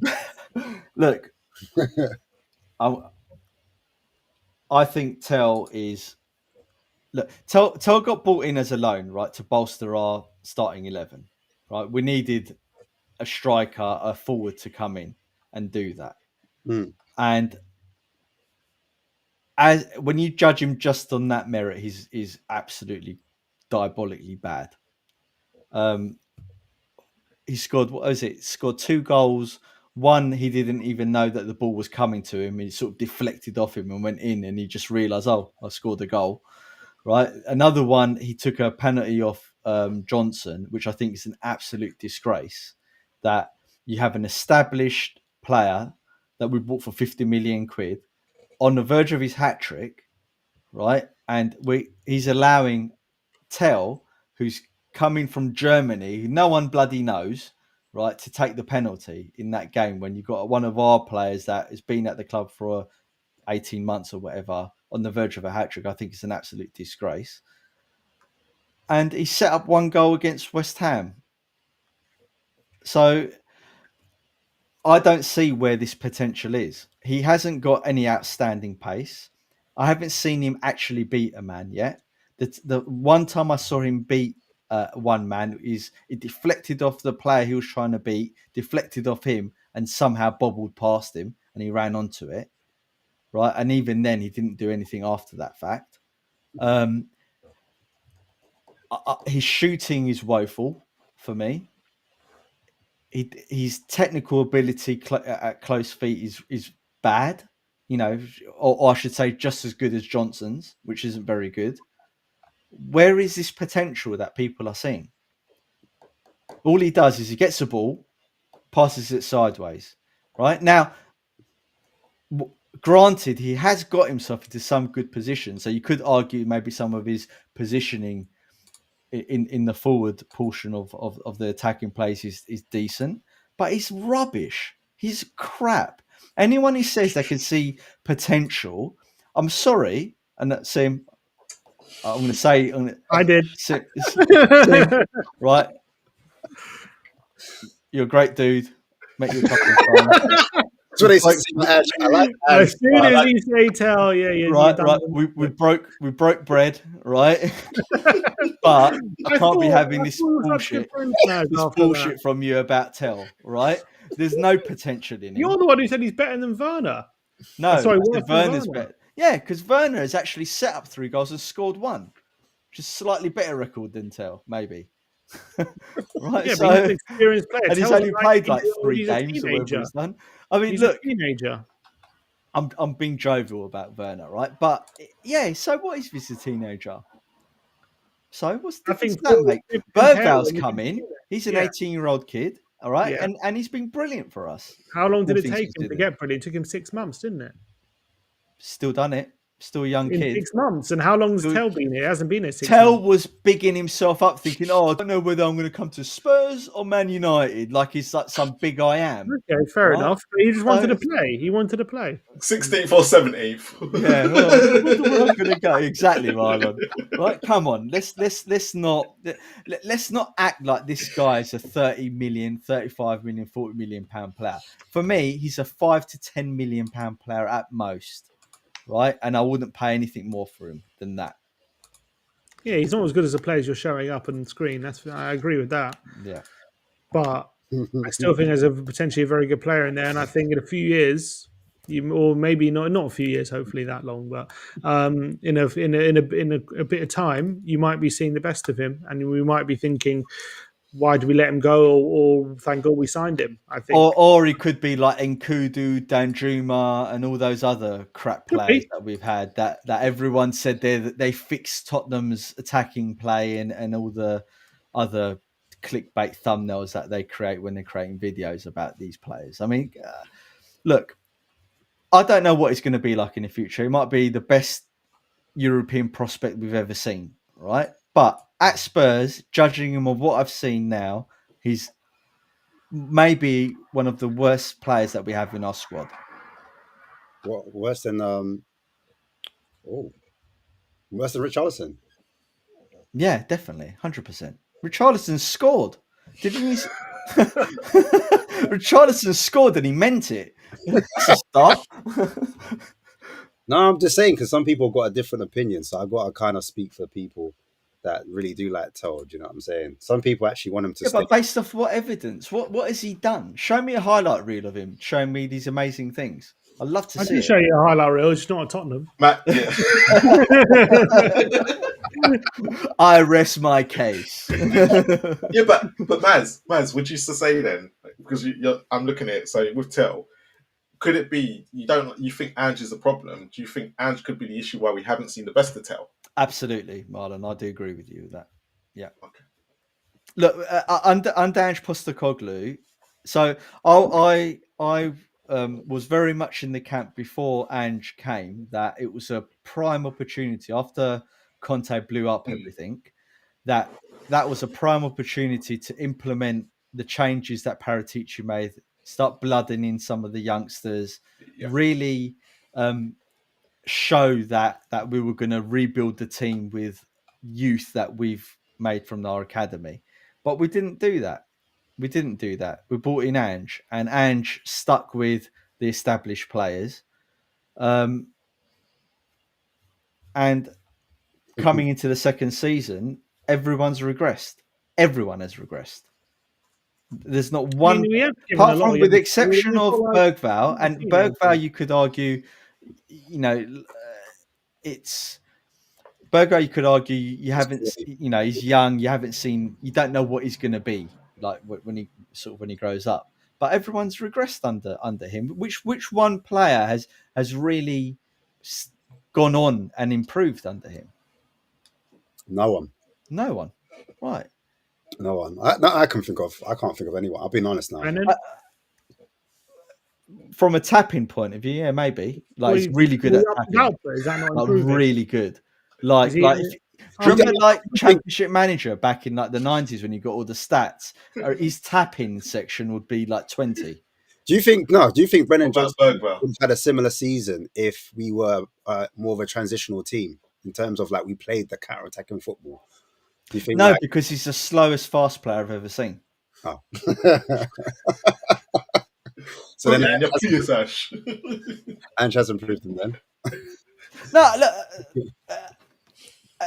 look, look, for Johnson, what I will say about Johnson is, as bad of a footballer I think he is, I think he's done very well to get the assists and goals he has done. Yeah. Someone's needed to do it. I'm not going to take that away from him, right? I think it's fantastic that he's done that. If he does that again next season, then I'll shut up and say, £50 million, that's what we paid £50 million for him to get 17, 18 tap-ins a season. That's fine. But let's be honest, when you judge what types of players we've had in the past, you can't say that he's not an Aaron Lennon. I'll even take Mora ahead of him. I'll take Lamella ahead of him all day long. I'll take them back now. Yeah, but what was the big criticism of those players is they look great and they never scored any goals. Yeah, but they're all part of teams that were regularly finishing 4th, 3rd, 2nd, 5th, etc. So, Out of curiosity, like Maz, now I've got you here. What manager would you want to go for? Since everyone thinks Ange's going here, like who's the ideal? I'm curious to know. So I've always maintained that you need to have a manager that really is their own man, as in they know exactly what they want to implement. They can say no to certain players as well. They can manage the board's expectations and what they expect from the board. A bit like Conte and Jose, right? Although Jose allowed certain players to come in, which we know now that he wasn't happy about.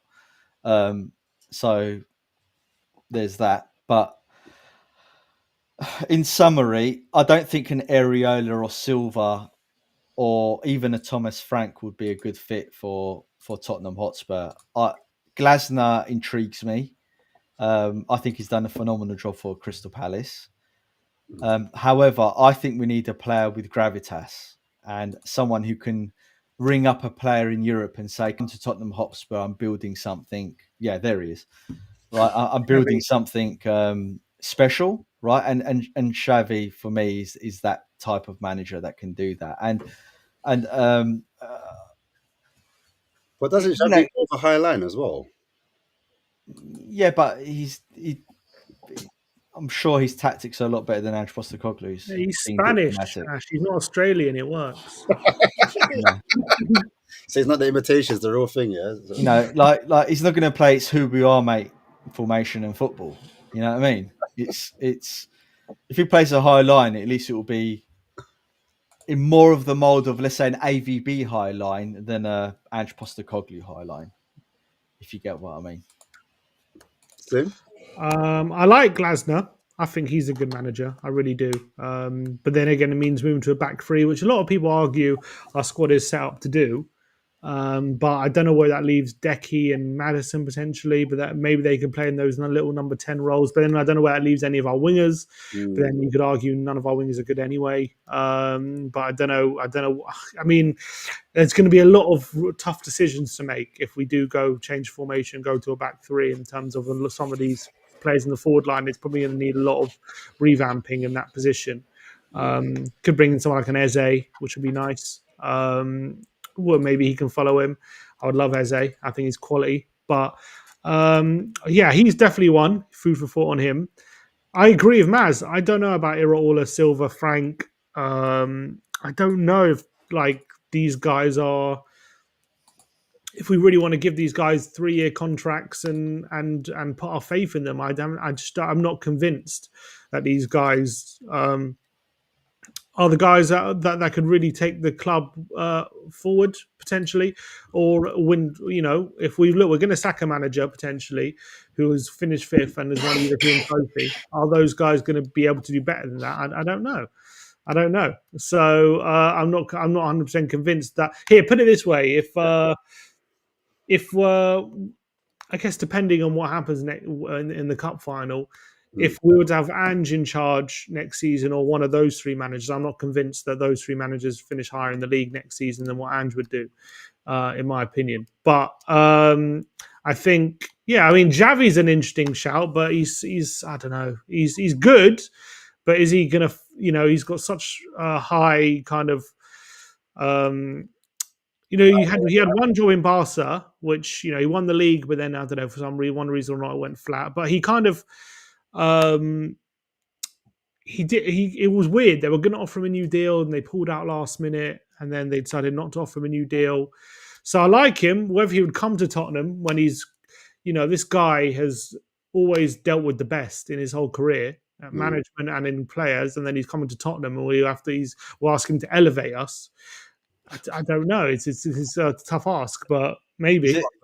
Tim, is it fair to say that he's dealt with the best in his career, now he's going to go to the shittest of his career. Exactly. That's the thing. Like, is he just going to get really frustrated? Is he like going to ask? Is he going to expect like Archie Gray to play that Busquets, and then he's going to get frustrated when he can't do it? Like, you know what I mean? Don't you think though, like someone like Xavi, or let's just be wild and say Zidane came to Spurs, right? A player like that has that history and pedigree about them comes into a club like Spurs, and those youngsters like Gray, like Bergvall, the Donnellys, the Lancashires, all the other young players that we have in our squad, they'll think like, wow. Yeah, we had it with Conte and Jose. Didn't but Jose and Conte are win, as we like to all say, win now managers, right? And Zidane, not that. Who, Xavi? No, Zidane. Well, I don't. To be honest, he's kind of the only wins really. Zidane. Yeah. He wins the Champions League, then he goes, and then he comes back. That's a good point. But Xavi, to be fair, Xavi's been quoted saying his next job wants to be a project where he can be there for at least 4 years. That's what he said. How long was Zidane at Real Madrid? 5 years? No, so he was there first time. He was there for 2 years, I think, 2 or 3 years. Right. Yeah. And then he left. And then a few months later came back, I think, and then was there for another year, I think, or a year or two, and then left again. But he leaves on a high. He doesn't like to stick around. Right. So he stays longer than Jose and Conte typically do then. I guess, yeah. So then I'm going to class him then as a project manager. I know you make a good point. Yeah, but what I was trying to say is the reference to Zidane is not whether he's a win now manager or not. It's the caliber of who they are and the respect that the players would have because they were amazing players.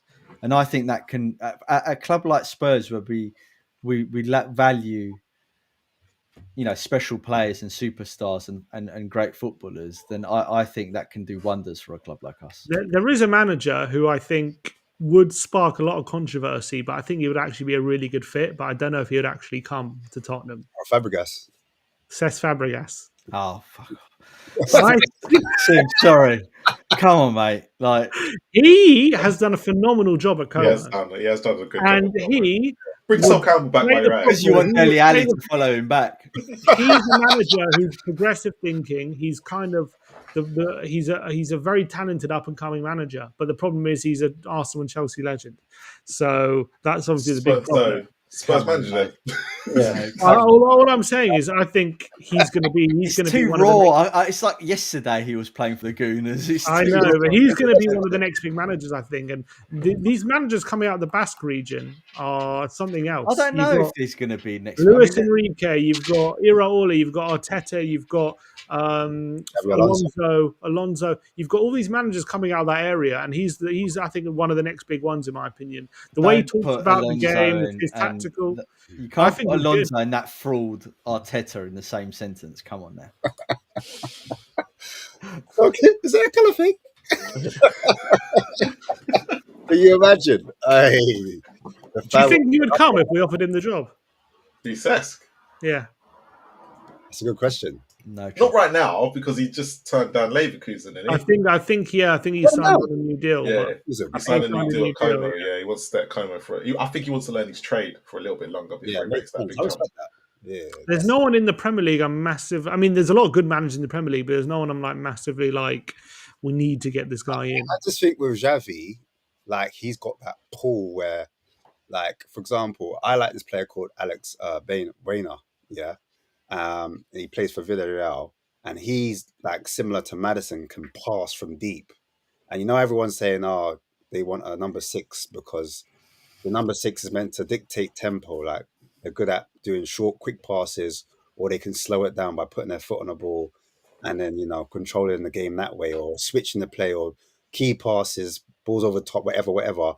I kind of like that profile, and I think Xavi could attract a player like that, which would shortfall for like where Maddison's missing, because Maddison's only fit, in my opinion, for like 50-60% of the season. Isn't enough. But Ash, don't you think put Xavi in midfield when he's injured? Is that what you're saying? Yeah. Ash, he would probably still be our best player. But Ash, don't you think though that whilst Maddison is good, he's not like an Eriksen, is he?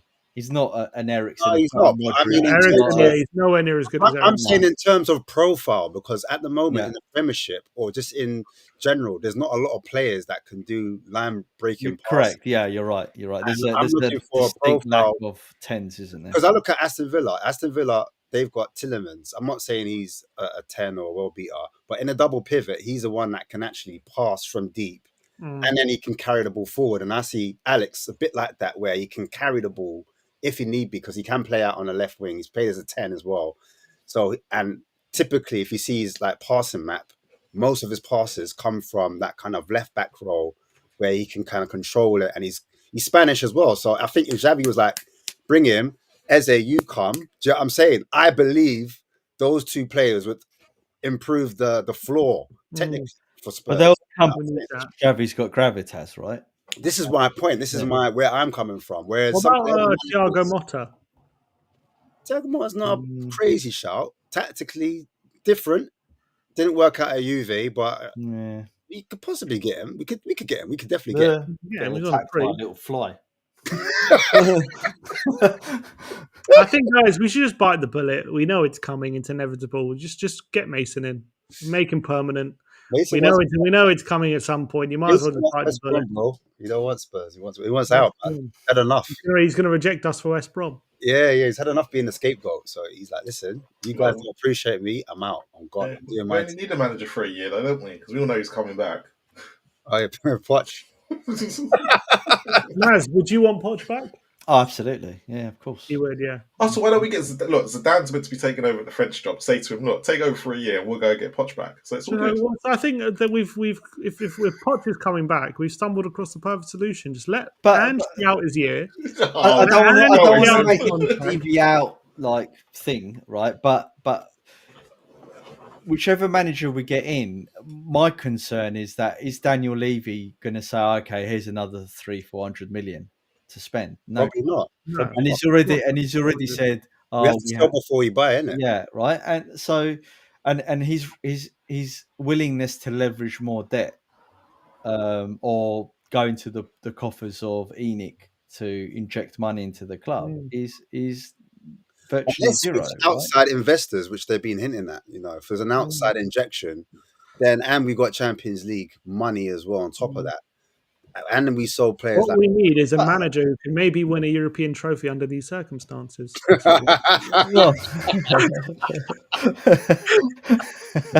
See what you did there, Tim. I've been waiting 2 hours to say that. But the issue is with what's happened, right, is we're incredibly bad at identifying talent and bringing in the right players. Because of the now, isn't it? Everyone's been raving about Paratici, saying how good. Was his record as good as what we think it is? I remember we were doing shows, Ash. We were saying half the players who brought in, okay. The other half were woeful. I mean, who's actually long term worked out? Ange, not Ange. Ash, if I send you I called you Ange for a second there. If I send you a graphic, would you be able to get it on screen? Yeah, we could send it to Marlon. Yeah, we should be able to do that. What, on WhatsApp? Yeah. Because we did. If you wanted to look at Paratici, we literally did a whole tier list of all his signings. You could see. You could get it on screen if you wanted. Yeah, I think I remember that show you did. Yeah. Yeah, we could send it over. Send it to Marlon, actually. Marlon's got it over the top. Send it to the Tech Whiz. Give it to Marlon. But it gets fuzzy when you're comparing all his signings because he was banned and you don't know which ones he gets credit for and when he was absolutely a consultant. And but those all the ones that were bad, you say, you had nothing. But in the last, what I can safely say that in the last 4 or 5 years, the signings that we've made have been woeful overall. There's, Bentancur hasn't worked out. Certainly hasn't repeated the form that he had in the first season with Conte. I would argue that. Well, what did you say Bentancur's an improvement on Sissoko, Winks? I really like Bentancur. Whilst I think he's had a lot of bad games and he makes some dumb mistakes, Mm. I do think that he's a player that needs the right type of manager to really galvanise him. Like, he was perfect for Conte because Conte used to fire a rocket up his arse, and then you see Bentancur's levels go up when Conte was shouting at him on the sidelines. Mm. So you think it's a mentality thing with Bentancur? 100%. And he's taken a big step down. He's gone from a Juventus team to Spurs. Spurs have lost excuse me, lost a lot of their established players. We've replaced them with a lot of kids. And he had an ACL. He did have an ACL. He did have an ACL. Basuma's not worked out. So are you saying that? What I'm saying, like, which players have actually worked out? Romero hasn't worked out. Romero is meant to be our superstar defender. He's not worked out. He's not a Toby. He's not a Jan. He doesn't improve defenders around him. It's a good point. Right? Adoji, although he has played well in the last few games, he's had an awful season. I know he's been injured, but he has had an awful season. Porro, last few games have been brilliant. Back to his best. I did say that. Yeah, right. I'm saying he's a good player. Yeah, I'm not saying he's a bad player. That's not Sim. I've never said he's a bad player, son. Right? Yeah, but I'm saying he's a bad signing.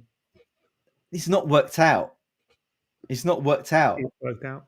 He hasn't worked out yet, has he? Why does City We're 17th. How has he worked out? Why does City want him? What's that? Why does City want him then? Who? Yeah, because they realise that in the right environment, he might be decent. So he's a good player. A player working out and a player being good are two different things. I could sign for Spurs and I could be the best player, but I might not work out. You know what I mean? Might be bad. So, it's not worked out, has it? It's worked out fine. Well, how has it, Sim? We're 17th. Well, that's the team. I'm saying he's a good player. He's one of the. How's it worked out? What body of evidence has it been that he's worked out? You're saying how many man of the match performances has he had? Huh? How many man of the match performances? How many man of the match do you expect a left back to have? More than what he's has had. Well, I think recently he's had quite a few. No, Frankfurt, no chance. Both he wasn't man of the match, though, was he? Right, Romero more likely to be man of the match in that scenario. But if Porro, we win Europa League, good first season under Ange. Really poor second season under Ange. Romero, I would say, judging by everyone saying that he's one of the best centre backs in the league, he's been woeful for us, and the fact that he's always injured. Van der Ven, well, he's injury prone, so it's too early to call whether he's been a success. Although he's one of my favourite players currently in this squad. Kulu, I don't think has been a raving success. He's had a good 6 months under Conte. Really poor last season. He had a little bit of a purple patch this season for like 5-6 games, and he's been injured or disappeared for the rest of them. What player under Paratici actually worked out? Oh, here's a list. What would you on screen? What do you reckon? But Romero isn't a star, though, is he? He is. No, he's not. We're 17th. Yeah, you can't just point to the leagues and say they're all rubbish. I can. Well, you can. That's if you where want they to. put us. We judge them individually, not as a team. But no other big clubs are talking about Romero. Atletico Madrid are. Yeah, but they're in Spain. Yeah, they want him. Yeah, but it's not Real Madrid. It's not Barcelona, is it? It's not Bayern Munich. It's not it's that tier down, which is arguably what we are. So I would expect a World Cup winning star. He's won 100% of the trophies he's played internationally. Yeah, great for him in Argentina. Bit like the Celtics, he's a good manager, right? Good player. But he's not worked out. He's not a Toby. He's not a Jan. He's not a Ledley King, is he? Dawson, I was listening to discussion today. Dawson was a better, more consistent player than he was. King made Dawson better. Romero doesn't make Van de Ven better. Romero doesn't make Dragusin better.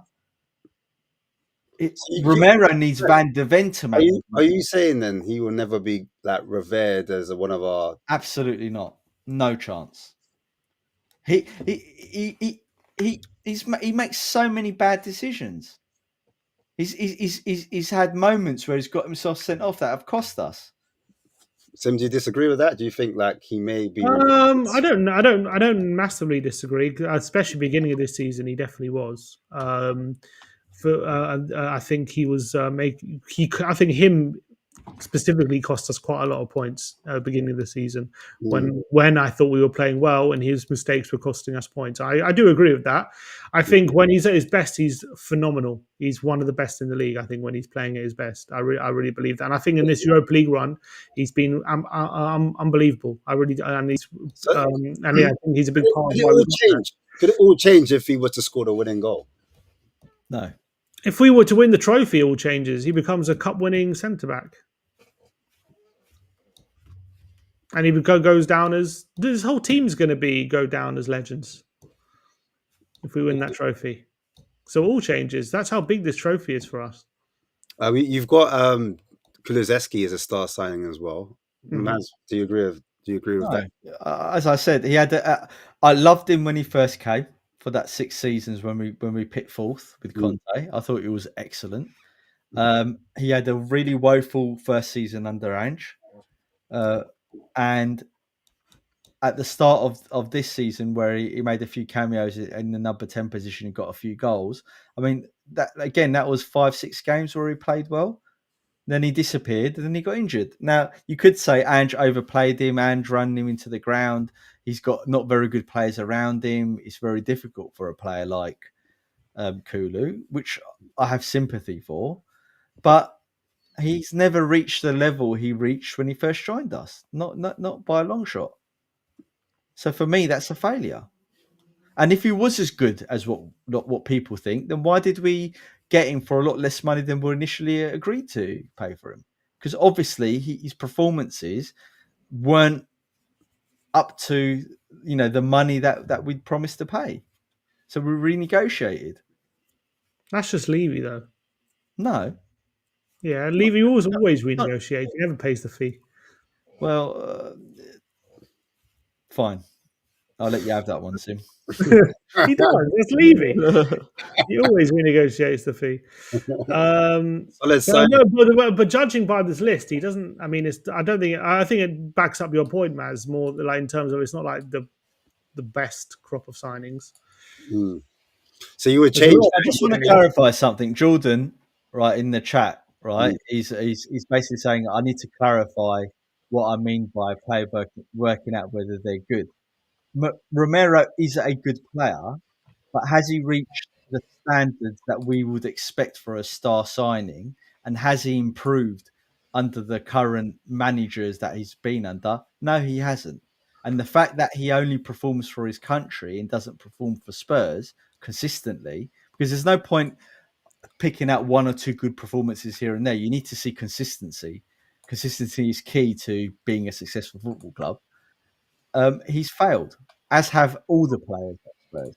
Okay, but who are we judging? If we're judging Paratici, is he get judged? What does he get judged on? How good are the players he brings in are? Or that's a complex. That's quite a complex answer, Sim. Let's be fair, right? He's not just in charge of recruitment; he's in charge of a lot of other aspects as well. I'm saying, but if he brings in a good, what you say is a good player, and for one reason or another, he maybe okay, but Lo Celso is another prime example. Lo Celso was a good player technically. I mean, kill to have a fit Lo Celso now in our team, right? Same. But he failed at Spurs. And that's a prime example of a good player that failed at Spurs. This is not rocket science. No, but we're discussing whether we're excited about Fabio coming back or we want him back, essentially. So we're looking at who we signed, and do we judge these players based on how well their time has gone at Tottenham or how good of a player they are, as to whether we want him back or not? Because if we can bring in good players, See the then good that's coach. what we want. It would, but isn't it? Maybe it's on the manager to get them playing consistently well, or Well, is it and then on Paratici to who get the hires the right pick? managers? Who hires the managers? Levy or Paratici, I guess Right. both. I don't know. Okay. So when Paratici hired Nuno and he failed, what's that about? No, surely. Yeah. When he hired Nuno and he failed, whose fault was that? Levy or Paratici's? No, I agree with you. It's Fabio. Right. Okay. So when Conte came in and he made us fourth, right? It made us fourth, got us You fourth. got us fourth, yeah. With the team that he put out, and Yeah. then when he left us, he was in fourth, and then we finished. Where did we finish that season? Eighth, was it? If I Eighth, remember yeah. correctly, right? Whose fault was that? Paratici or Levy? That's my question. Well, this is what I mean. It's obviously not a binary yes or no type answer. There's lots of factors at play. This is why I don't think Paratici. Look, I'm not saying he's a bad director of football by any stretch of the imagination, but I'm also not getting carried away with what he done for Tottenham Hotspur. I hear that. I think that's fair. Yeah. Looking at the solid signings, are we disagreeing on the solid signings as well, or are we happy with them? Spence, Doggy, Saar, Bentancur. I mean, I made the tier list, so We talk about Sarr.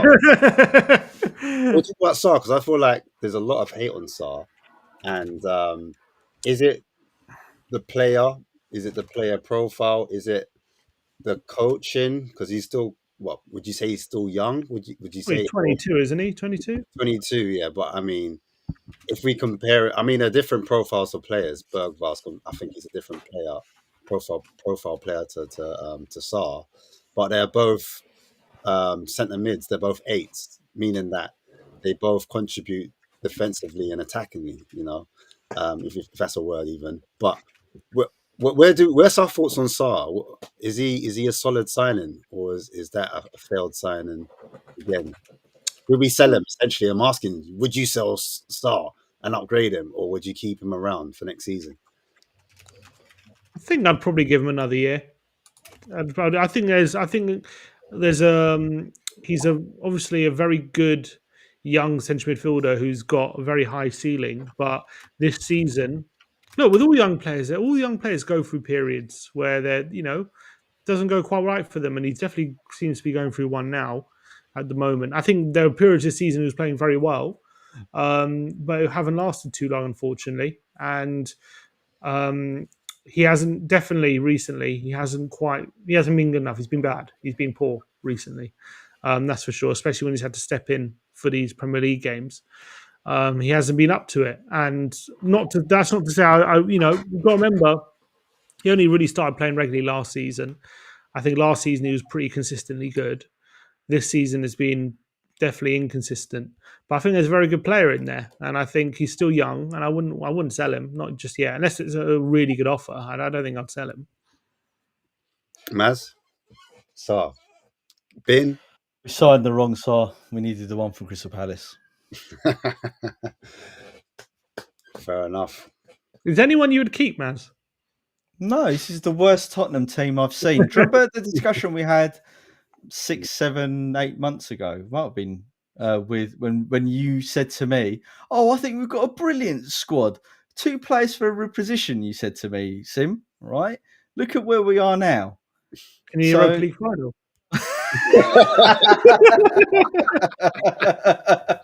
Right? No, there isn't not one player that I would keep.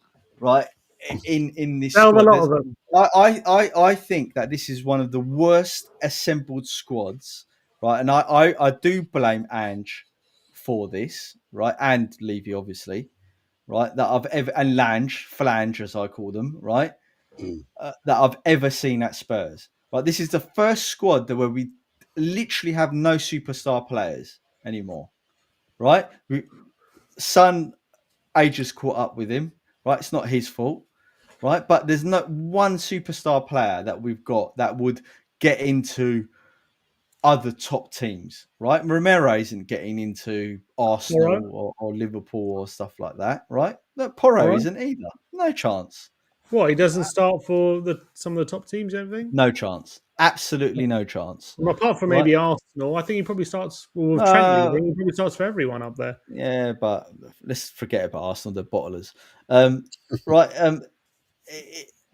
Sim, be honest, right? This is one of the worst squads and starting 11s you've ever seen at Spurs. Well, Right? they're getting the worst results. I'll give There you you that. go. Right. Now, that's not for me. The only player that I like at Spurs, but he's always getting injured, is Van de Ven, because he had shades of Yang Vertonghen for me. Right. Just small little shades of it. But, he's not great in the air. I haven't seen him in a proper back four to really judge him.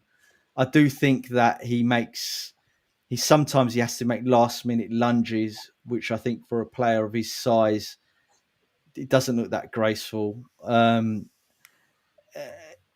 It's a horrific team, Sim. It is a horrific team.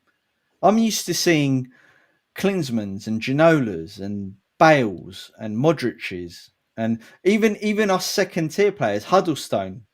We had Dawson's. Bergvall. Bergvall could be a good player. Yeah, I would keep Bergvall actually. Right? We got one player for next season. There we go. One Who player. next? There we go. But it's come on. Honestly, it's such a poor squad. It's Wait, such so a Naz, poor if you squad. take over Tottenham tomorrow, you ping everyone on the transfer list. They're all up for No, sale. you can't do it like that. But Okay, if it was like a game, like like Football Manager or something, I probably would. Yeah. all right, man, if we had Champions League though, like realistically, and we had like 140 million to spend, let's say for example, like, and you had a choice to get a couple players in, realistically, what players would you look to bring in Or from? under Angeball. No, let's say it's under a Because manager. that's a big thing, Ash. No, right? no. Let's say it's a manager that you like a Xavi, or I don't know. I would. Call it Yeah. Xavi. I would. That's not realistic, but a Xavi. I think that you need to. Good question. I would invest in 2 central midfielders. Right, they have to be quality central midfielders, But and a striker. Who like in particular in what you've seen in the Premier League or anywhere else in the world? I know it's a hard Shawnee, I'm coming for you. I'm coming for you, Shawnee. Who's the fraud now? Read it and weep. Read it. I have to. That's a tough one, Ash. You're gonna have to give. Oh God, who would I bring? I didn't give you much time preference for that. I didn't give you much time to prepare. All right, talking about the forward line. So like forward line wise, we are linked. Well, no, we're not linked, but there's players on the market. So we'll say like Eze, for example. Well, Eze would be a good number 10 for sure. As you said, Maddison gets injured a lot, so you do need competition in that space. I like the fact that Eze can play like left forward as well. I think that's quite advantageous. Would you say so that's a strong replacement or a Maddison cover? What would you say? It can be both, I guess.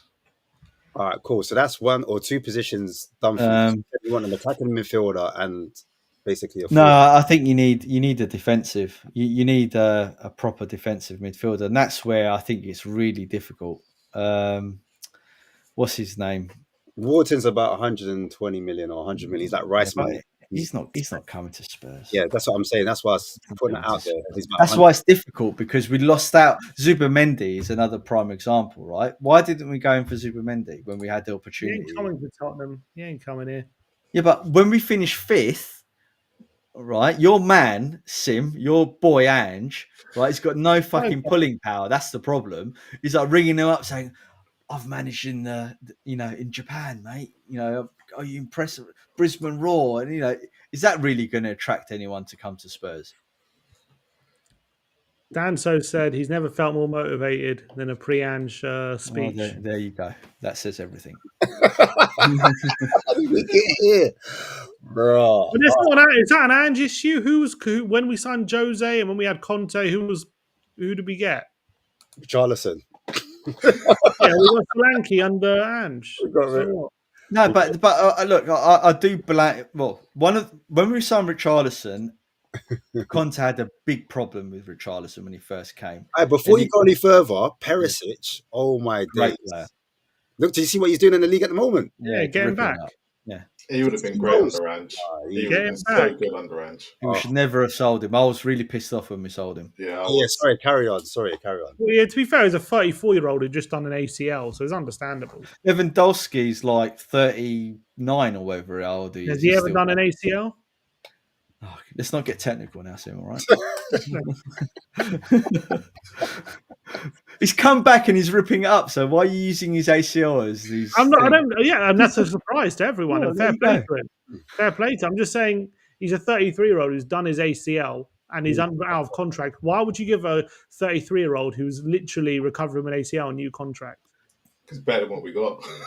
Well, yeah, It shouldn't be Thank though. you, But yeah, Marlon. he's right. I've been waiting 2 hours for you On the to back me sidelines, up. coaching And Sessignon, like, bro, you need to do this and that. Marlon's been staying quiet this whole time, just letting me battle Sim and his Ange delusion. Delusion. European finalist.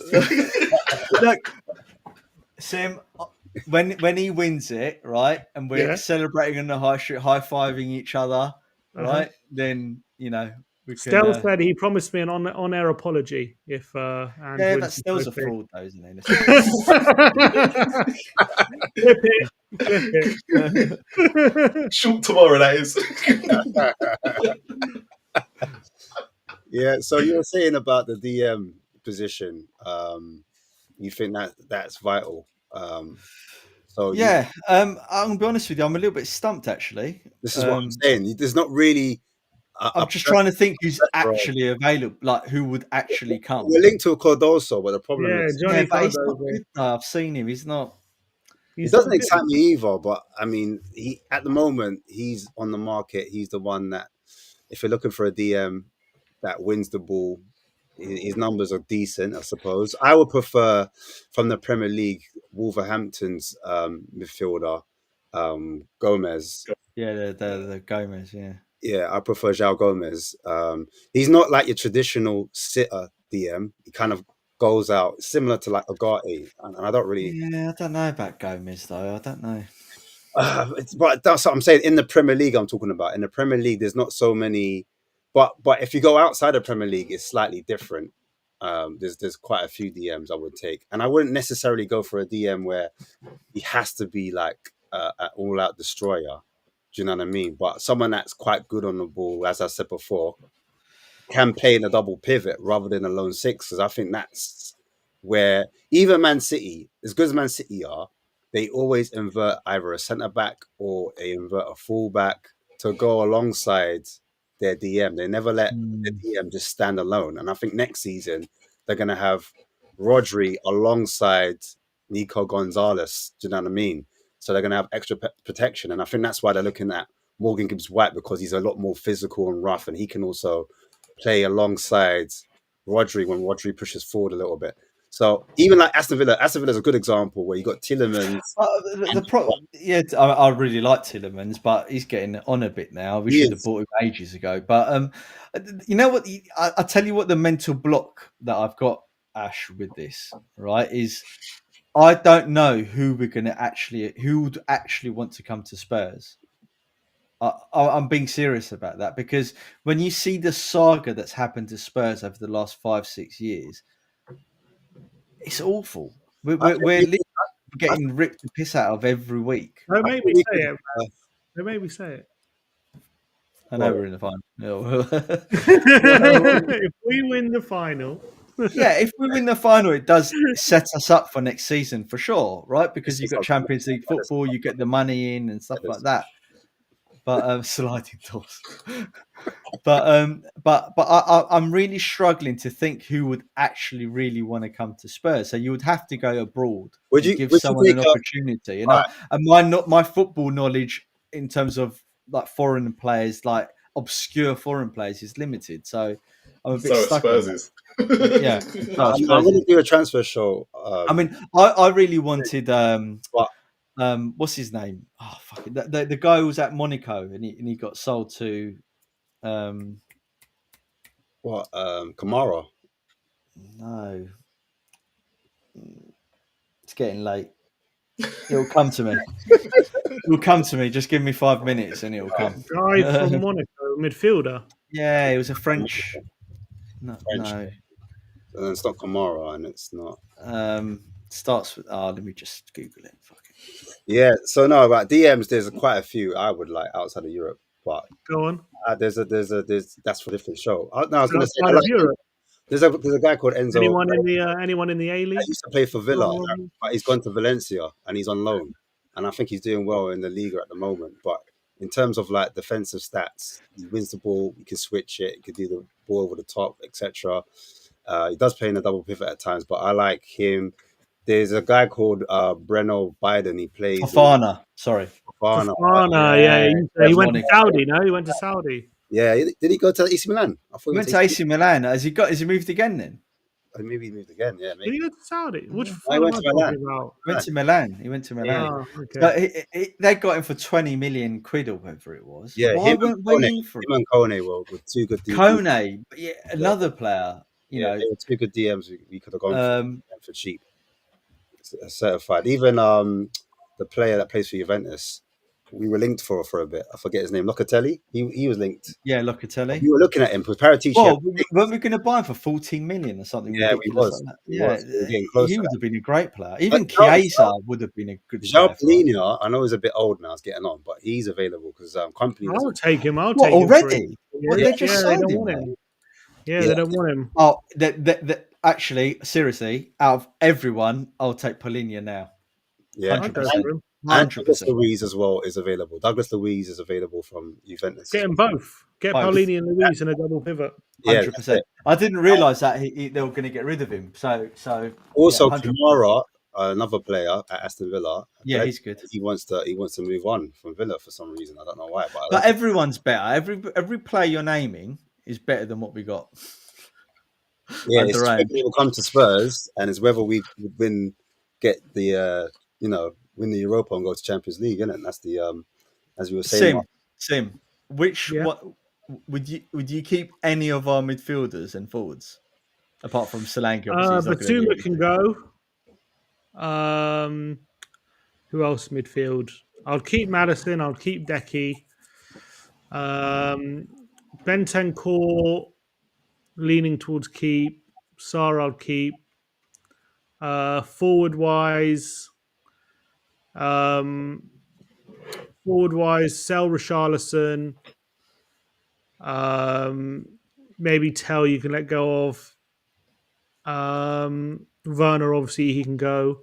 He's not going to sign. What about Son? Son, he might have to. Well, he said if he said he's only stayed here for 10 years to win the trophy, so maybe we win it, he'll leave. But yeah, I don't know. Maybe Son, I don't know. Our captain, he's still our top goal contributor. Hey, Sim, Son punched up that Ute. What's his name? Lee Kang-in. Hey, that just reminds me where Michael Jackson punched up Tupac. It's just a weird story you'd never think. Or when Prince beat up someone, I'm like, what? These guys are like... Don't get on the wrong side of Sonny, man. Don't do it. He's got a mean streak. Remember that? That was funny. So then you can sign a couple of forwards, sign a midfielder, and sign a centre back. Maybe two from Harrow leaves. I'll tell you something. Paulinho would go a long way to helping us next season. 100%. Mm-hmm. If there was one player if just one, it'll be him. Do you think he's got like the mobility, the legs, press resistance to kind of get around the pitch? Type of midfielder. Could he be in a single pivot? Is what I'm asking. Or do you think he has to be in a double pivot to work? I think so. I don't think he. You can't. He's good, but he's. But Ash, I was asking a question. Yeah, go on. But the premise of your question I find challenging because you're assuming that Ange's going to be here next season. No, but just supposing it was Xavi. Xavi likes to play with a single pivot as well. He doesn't necessarily play. Yeah, but the difference is when we're playing out from the back, our fullbacks aren't going to be in central midfield and makes us really narrow and harder to beat the press in that scenario, right? The thing that's changed from this season to last season is when we were trying to beat the press last season, right? We used to have at least 3 or 4 players back, and there was options. This season, there's just 2 defenders, right, trying to thread the ball into the midfield every single time, which doesn't work. So, yeah, that's my. What are you saying, Sim? Would you have Paulinho in 06? I'd give Paulinho a go. He was wonderful at Fulham. I was a massive fan of him at Fulham. I thought he was such a great player. Hasn't don't know why it hasn't worked out Bayern, but it hasn't for one reason or another. But we know he can do it in the Premier League. We know his defensive numbers are really strong and something that we could really do. On the ball, I think he's good. I don't think he's on a level of some of the best defensive mids like Rodri and Rice and stuff like that. But I think he's good enough for to be. And he's 30, so he'd obviously be a short term solution. But as you said, there's not massive market right now for defensive mids in terms of long term solution. So if we're not convinced by Cardozo, if we're saying he's not the answer, then I think he could be a really good short term solution. But if we like Cardozo, then I'll go for him. Because the thing with Cardoso, he's like what, 23, is he? Yeah. Then you've got João Paulinho, who's like 29. Yeah, completely wide off the. If you could, Why do you think? we need though, some experience. hold on a minute. No, we do. But I'm saying, was there a way we could have both of them? Do you know what I mean? But also could learn for Paulinho. Ash, why do you think that Paulinho can't? You know, why does he have to be the guy that has to beat the press? I'm just saying, in the lone 6, I that's what they need to do. Not necessarily. They're the ones that are responsible for taking the ball from. No, I don't think that's always the case. I don't think that's always the case. And what I've seen with why can't in that scenario the 8 drop deep and pick up the ball? No, they could. And progress it, right? Yeah, they could. That's why I was like, that's the reason I would like Alex Baena for that reason, because he would be the one that would drop alongside Paulinho, and he would do the Madison thing and help dictate play from deep. Do you know what I'm saying? Allow Eze. I'll give you a crude example. When we used to have like huddles, no, that's a bad example. When we used to have, what was his name under Harry Redknapp? Fucking hell. My mind's gone to mush. Sorry, it's getting late. The memory of a goldfish. Yeah, honestly, it's getting late and I've had a long day. Who did Harry Redknapp sign? That defensive midfielder that was a battling defensive midfielder we had for a couple of years. Palacios. Palacios, that's it, right? He wasn't the player that picked up the ball and progressed the ball from defense. Who does Paulinho have next to him? He's got that ginger guy. I think what was his name, Harrison Reed. He like progresses the ball for them. Yeah, I don't see why it has to be him specifically to do that. No, I don't think he's that bad of a player that we need him to be like a Dembele or Basuma when he gets his act together to like beat the press. Do you see what I mean? Yeah. I don't know, maybe. Yeah, no, you're right. There are very few like generational talents in DM, isn't there? Like you look at Rice and Rodri, they were so obvious that they were the answer, but like now when we're looking at it, it's hard. No, I was just saying in terms of like being I think he needs to be in a double pivot more time, but you're right, you can have one of the other midfielders dropping in, help him to progress the play if they know that he's not. But he's not bad. He's Portuguese. Portuguese are very technical players, so generally, he's not terrible. But I'm just saying, like, it was something I looked at and I was like, oh, how would he be as a lone 6 if we were asking him to?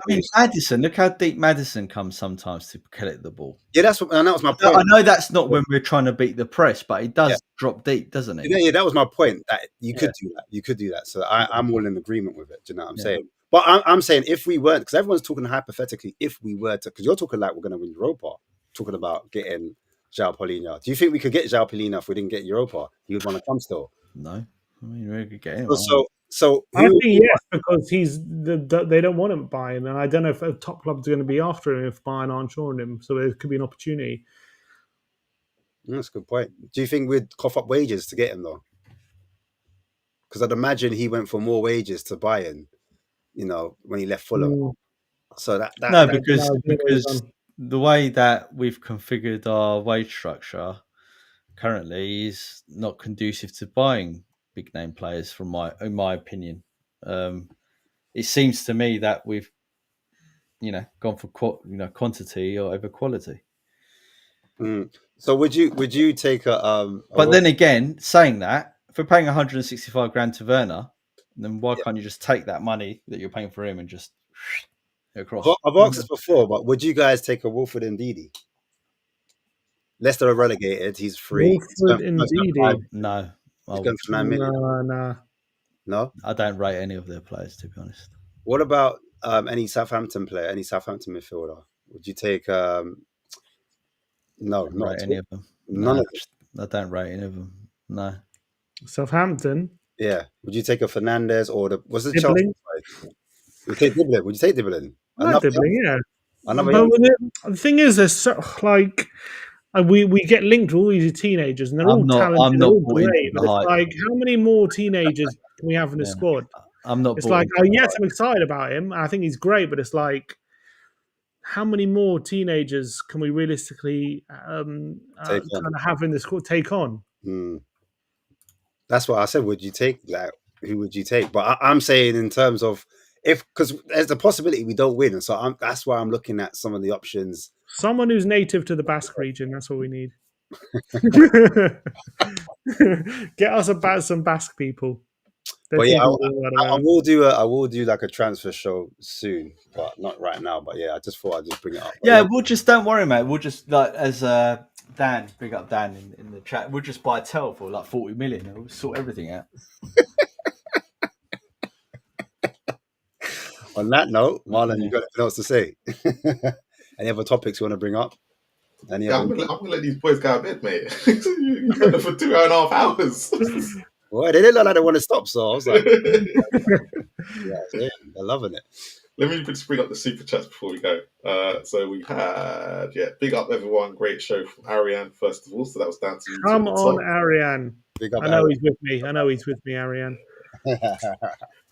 Mari, as per, those games sim, Andrew's trying to save his job. He doesn't like pragmatic. We had our worst EPL start of the season. Well, you know what? If he saves his job by winning the Europa, I couldn't give a crap. That's one hell of a way of saving your job. Arsenal, Brighton, Bournemouth had more ahead of us excuses. So that's regarding injuries, I believe. Look, I don't know all their specific injuries and stuff like that. You got to remember as well, when you compare us to Arsenal are a team who've been together for many, many years. They've had a manager who've been together for many, many years. They are more equipped to deal with an injury crisis than a very young team full of teenagers who have not been together for that long, who have to play 3 games a week, who have lost a lot of their main players. Saliba and Gabriel weren't out for that long. Sim, that's nonsense. Come on. Not nonsense. Right. No, Absolutely sorry. true. Right. No, it's not true Absolutely because when Jose came, he complained about the medical staff, right? When Conte came, he complained about the medical staff. Now Andrew's come, he's complained about them, and we sacked them all. I mean, as 3 different managers, regardless of where you sit on the spectrum of which managers you like, have all complained about our medical team. Right, so what's the point? That our medical team is shit and that our injuries are down to having shit medical staff and bad management of those players. That's why, yeah. Why does that contradict what I said? Why does it? What do you mean? Why does it contradict what you said? Why does it contradict what I said? Why does us having a shit medical team? Huh? Yeah, it counters what you said because you're making out that those other teams that have had more injuries than us and Arsenal having a team that's been together so they can hug and kiss each other in the background to make themselves feel better is somehow it's not about hugging. They're just a more settled team. So if they pick up an injury, being a settled team got to do with bloody injuries and people coming back? It's not about. It's not about. That's It's not about. That's the point you it's about made. dealing That's with the what you injury. said. It's not about getting injuries. I'm not talking about getting injuries. So it's about dealing with the injury. You mean as a team and fielding players in terms of squad depth? First of all, is that, but it's more about if you've got have a manager in a squad who've been together for as long as they have, right? If they've got an injury and then someone else comes in, they can deal with that do a lot better. Oh, I effect than see. we can That's do what it is, because they send each other get well soon cards because they've been together for that long. Come on, man. No, I mean, it's just the team is more. I don't understand what you're not getting here. The team is a more settled team, which means they're going to be more equipped to deal with injuries than we are, especially when they're at the level they've who been at. configures the team? Huh? Who configures the team? The manager? Right. Yes, but okay, my point's going over your head. I think. Right. Sim Maz today is a masterstroke. We'll get you on our show, Maz. We've got to get you on. Another one from Christian A says, "Can we have the Rashford or Tell debate again, please?" Who was debate? Who was that? Was I on? So that was an earlier. What we had one of those. What, back in January, didn't we? Ash, that was Yeah, me. yeah, we did. Yeah, we had one back in January. Rashford or Tell, who would you take? Who would you take? I was down to give Rashford a 6-month loan. I was very on that. I was down for it as well. I was down, but I know but Raheem, Tell but- fixes our forward lineup. yeah. He fixes it. come back And in 3 years. Ashmatic is a new member. Thank you. Big for your up. support. Big up, man. And make sure you hit those likes and subscribe. Mate, it's been epic. Wow. Box office is chiming in now. Here we go. Oh, is he? Someone woke him up. Here we go. Oh, no, that's it. You started him now. I'm never going to hear the end of it. I've got to go dark now, I think.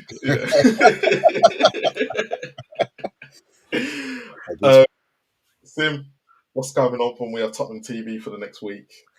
Big up. Yeah, look, we're going to have a lot of previews for the big Europa League final coming up next week. The do or die clash. That changes everything, Maz will tell you.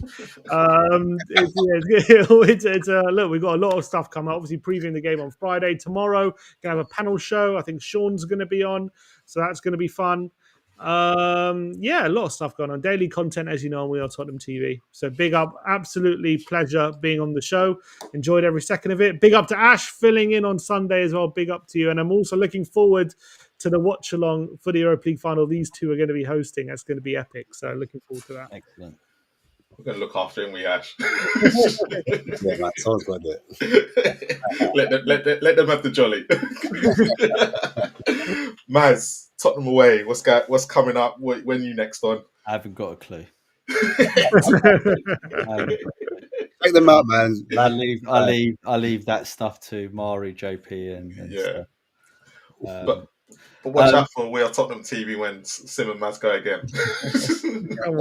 No. But in all honesty, thank you very much for having me on, and it's great to be on the show with you guys, and it's all love and respect. All good. Sim and me, and that sort of stuff. Big up, Maz. Yeah. Big up. Ash, what you got going on, mate? Yeah, man. Tomorrow, I said, you know what?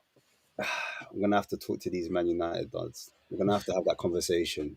So we've got rivals tomorrow, and yeah, you know what time it is. Spurs, Man U, final. The usual suspects will be there as well to kind of have their say and say their commentary. But yeah, make sure back on Monday, man. You need to do a Monday night special. Monday night special, yeah. With all the Spurs, Man U, mate. Make it happen, man. But yeah, man, make sure you tune in for that tomorrow at 10 p.m. Should be decent, man. But make sure you guys are liking this one and subscribing also. So, yeah, big up. Yeah, big up to everyone. Big up to the comments as well. They've been epic tonight. It's been swinging both ways. Love for Sim, love for Maz, hate for both of you as well. Absolutely, I'm used to it. But it's been epic. But yeah, as they've all said, like, subscribe, and comment. And Spurs will be the European champions this time.